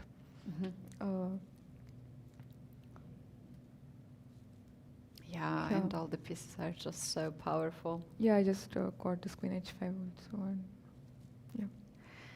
Yeah, wow, really well done. It was so nicely played. I couldn't find any game between you and Sarah in database. Is that your first game actually, or? No, we played like really long back, not in the recent years. Like probably youth categories. No, in or- Asian individual championship. Okay. Really long back, so 8-9 years back. So. Oh wow, that's a long Yeah. time, really. Yeah. Okay, so more or less you know each other on the board, like in sense of the preparation.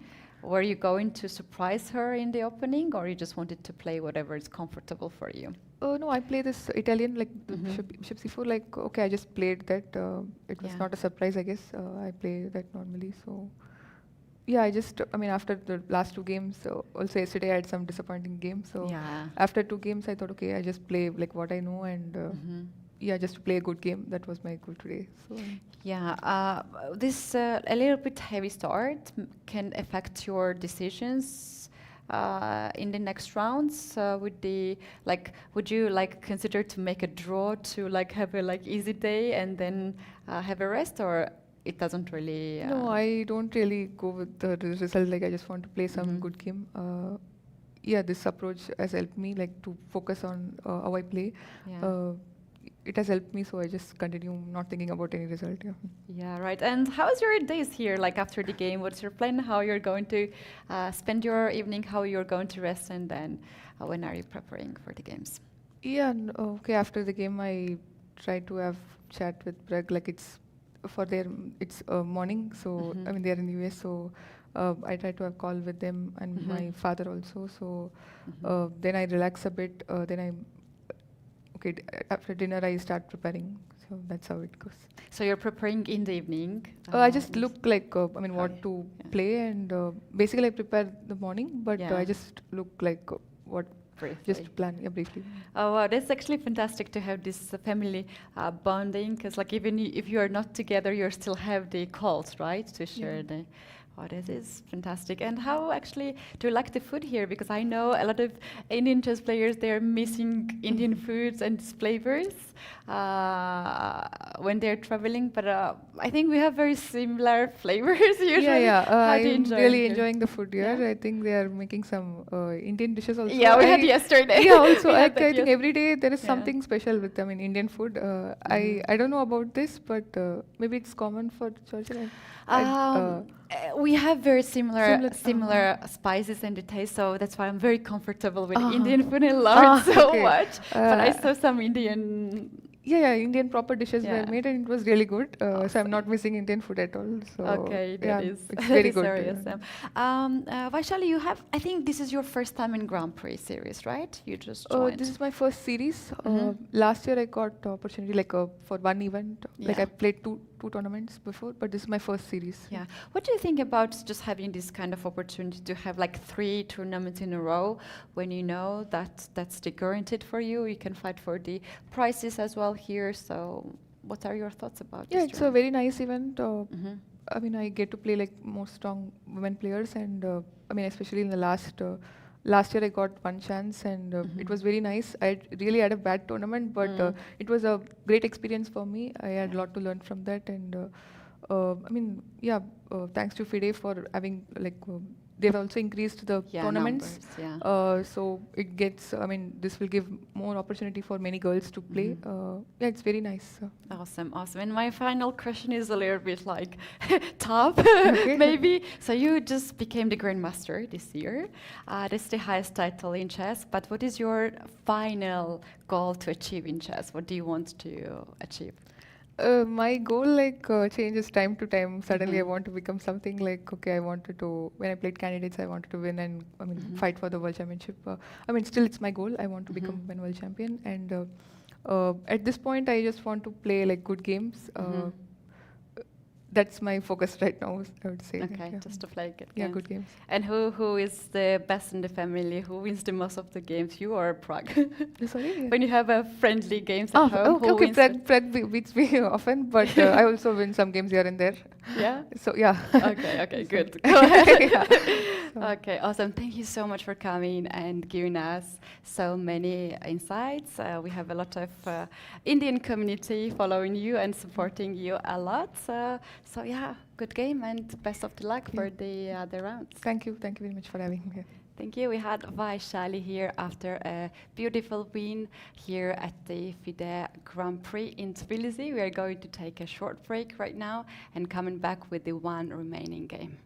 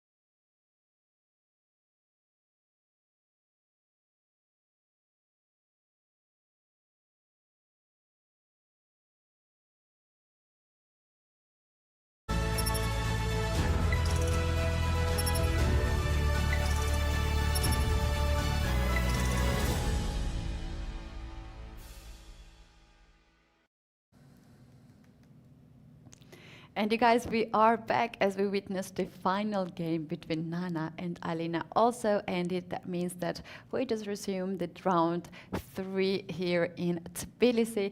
Valerie, let's take a very quick look at the final position. As we had Vaishali in the studio, we missed that part. We actually... So this was the last part of the game. Dzagnidze Nana and Kashlinskaya Alina, we were saying that the position was equal. And this is what happened in the game on the last moves. So rook d5, the point was to pin the rook on f6 with the rook f5. And they just trade the pieces and went to the draw. So wow, that happens when both players plays really good, because if you make good moves from each side, it's gonna end in a draw, and that's a logical result. We have 4 draws. You all again get your victory. That's too much. 4 points. I have 0 points. I already feel bad for myself. Maybe we have to come up with a different challenge, because I have to resign now at this point. But although we had these 4 draws, I think we had really, really nice games. Let's just summarize it quickly, starting with the first board, Anna Muzychuk. Yes, it was a little bit unexpected trading of the queens, that Anna traded the queens in the position where she has she had a huge attack. Right. She was attacking the king, opponent's king. Can we show that critical moment? This was the moment. Just a sec. So I really wonder if we have the interview with Anna to ask her what was her judgment here. So here white should take with the pawn, and then later continue the attack on the queen side, where is the opponent's king stays. And on the same time, queen a7 is on the unlucky position. So instead of that, Anna capture with the queen on e3, and after that, the position goes to the very equal rook's endgame, and nothing happened later more than the agreement on draw. Well, we already saw a game of Nana Dzagnidze and Alina Kashlinskaya. Let's move forward and see the key point of Bibisara and Mariya. That game was also quite nice, and perhaps the crucial moment was somewhere when white played a4 and weakened the b3 pawn over here. Yes, later it was bishop c6 after a4, take on c5, then knight takes, take, queen d4, and f6 was not so good move here. The engine says that king g8 much better, and why? Because after f6, black is weakening the e6 pawn that Bibisara used very well, and exactly because of that she equalized the position immediately. And after that, Mariya had to play accurately to don't miss some tactics connected to the e6 weak square, but she supported it very well, and the position also with the slightly better chances, but it went to draw. That's right. The next board, a board for Tsolakidou against Javakhishvili. The key moment was in the middle game, where we had all the pieces on the board. Lela could actually increase the advantage by sacrificing the queen on b4. Yes, that was the crucial moment for sure. This is a moment, yes, definitely. This is a crucial moment where black could play c3. We are commenting that move. We also said that it is a very difficult move to do with such a time on the clock. Lela for this moment had around 9 minutes and 10 minutes ahead to play until the first control. So here c3 was giving to the black a big advantage. After taking the queen, it's almost winning, because c takes d2, rook f1, and bishop takes b4. Now white has to sacrifice the knight also on d2, otherwise the pawn is promoting. And after sacrificing on d2, black has a rook and 2 pieces against the queen, and the advantage is actually quite big. Black has a good chances to win this game. After that, there was one also interesting moment a little bit when Lela could capture here the pawn on e4, but actually, okay, she will be pawn up, that's for sure, but white still has a good chances to survive. So for example, king d3, now c3 pawn is hanging, and the rook on e4 is hanging. Is it not this a draw? Rook c4, and now if we capture on c3, there is checkmate. Ooh. And if we capture with the c2 rook on c3, then there is anyway check, and it's quite unpleasant position. Yeah. No, that's quite unpleasant. So Like, let's be honest, rook c4 is a very engine move. yes, but still, you know, in this position, white could play rook b7. And it's not a fact that the black has any decisive advantage here. Yeah. I think that But was they the are moment pawn up. with the c3 was the crucial in Yes, this game. c3 was definitely giving a huge advantage to black. Yeah. All right, and moving forward to the last game, Vaishali versus Sarah Hadem. Actually, we had Vaishali here in the studio, and she mentioned the critical moment that she was a bit surprised was when Sarah took g takes f4. When she jumped knight to f4, she was a little bit surprised with this decision. So in this case, Yes, g definitely e takes takes e4 makes more sense to open up the bishop from g7 without any thoughts. It has to be done.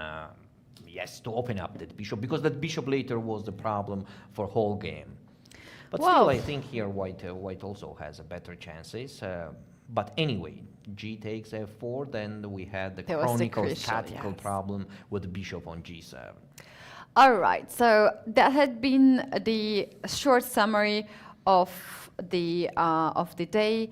We have four draws and one decisive result. That makes actually the Assaubayeva and Tsolakidou still the co-leaders of the tournament with 2 points, when we have everyone with 1.5 points, and Sarah Hadem has 0.5 point, and we wish her a good recovery today, and she needs to strike back here tomorrow.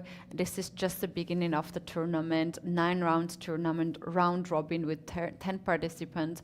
The winner gets 18,000 euros and 130 Grand Prix points. That is the most crucial here in this tournament. And also there is another detail here, Valerie. If you don't have a one good tournament, you have 2 more ahead of you, and you just need to score. You just need to score 2 best results out of these 3 to have a good chance to qualify to the candidates tournament. I think we can just call it a day and invite our viewers to join us tomorrow at 3 p.m. Local time, Tbilisi time, which is 1 p.m. Central European time and 4:30 East time. Thanks very much for the commentaries. Thank you also. Thank you for watching us, and see you tomorrow, same time, same place. Bye-bye.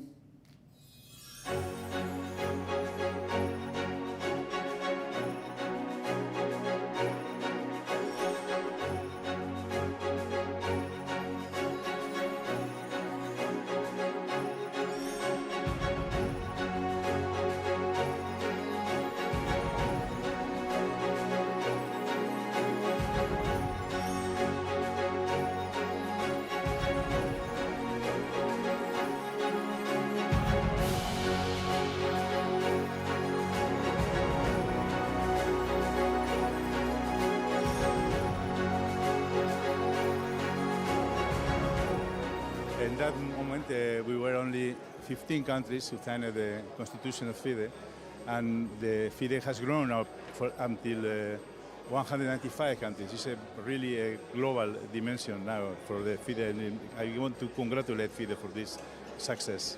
It's very important to be part of the ceremony. It's a historic occasion. It only comes along every century.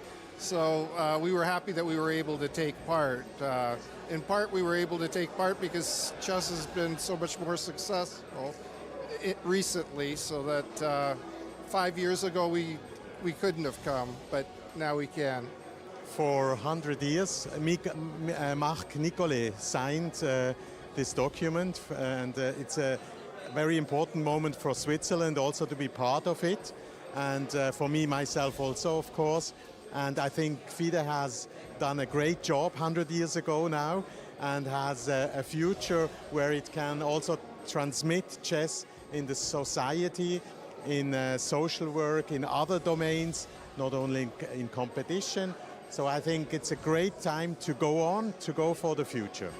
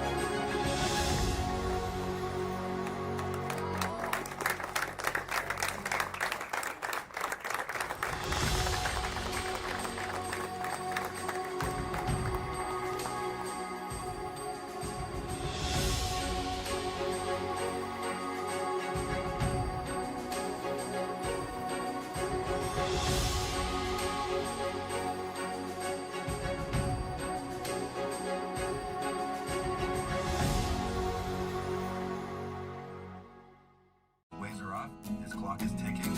How will you respond to Eco's first move already?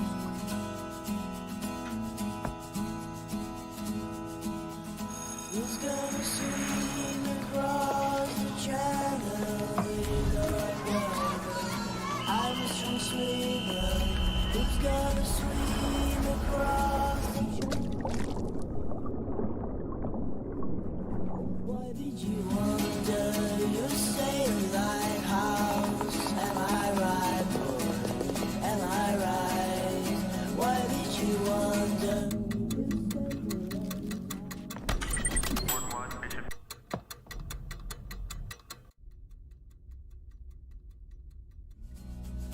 Why did you wonder?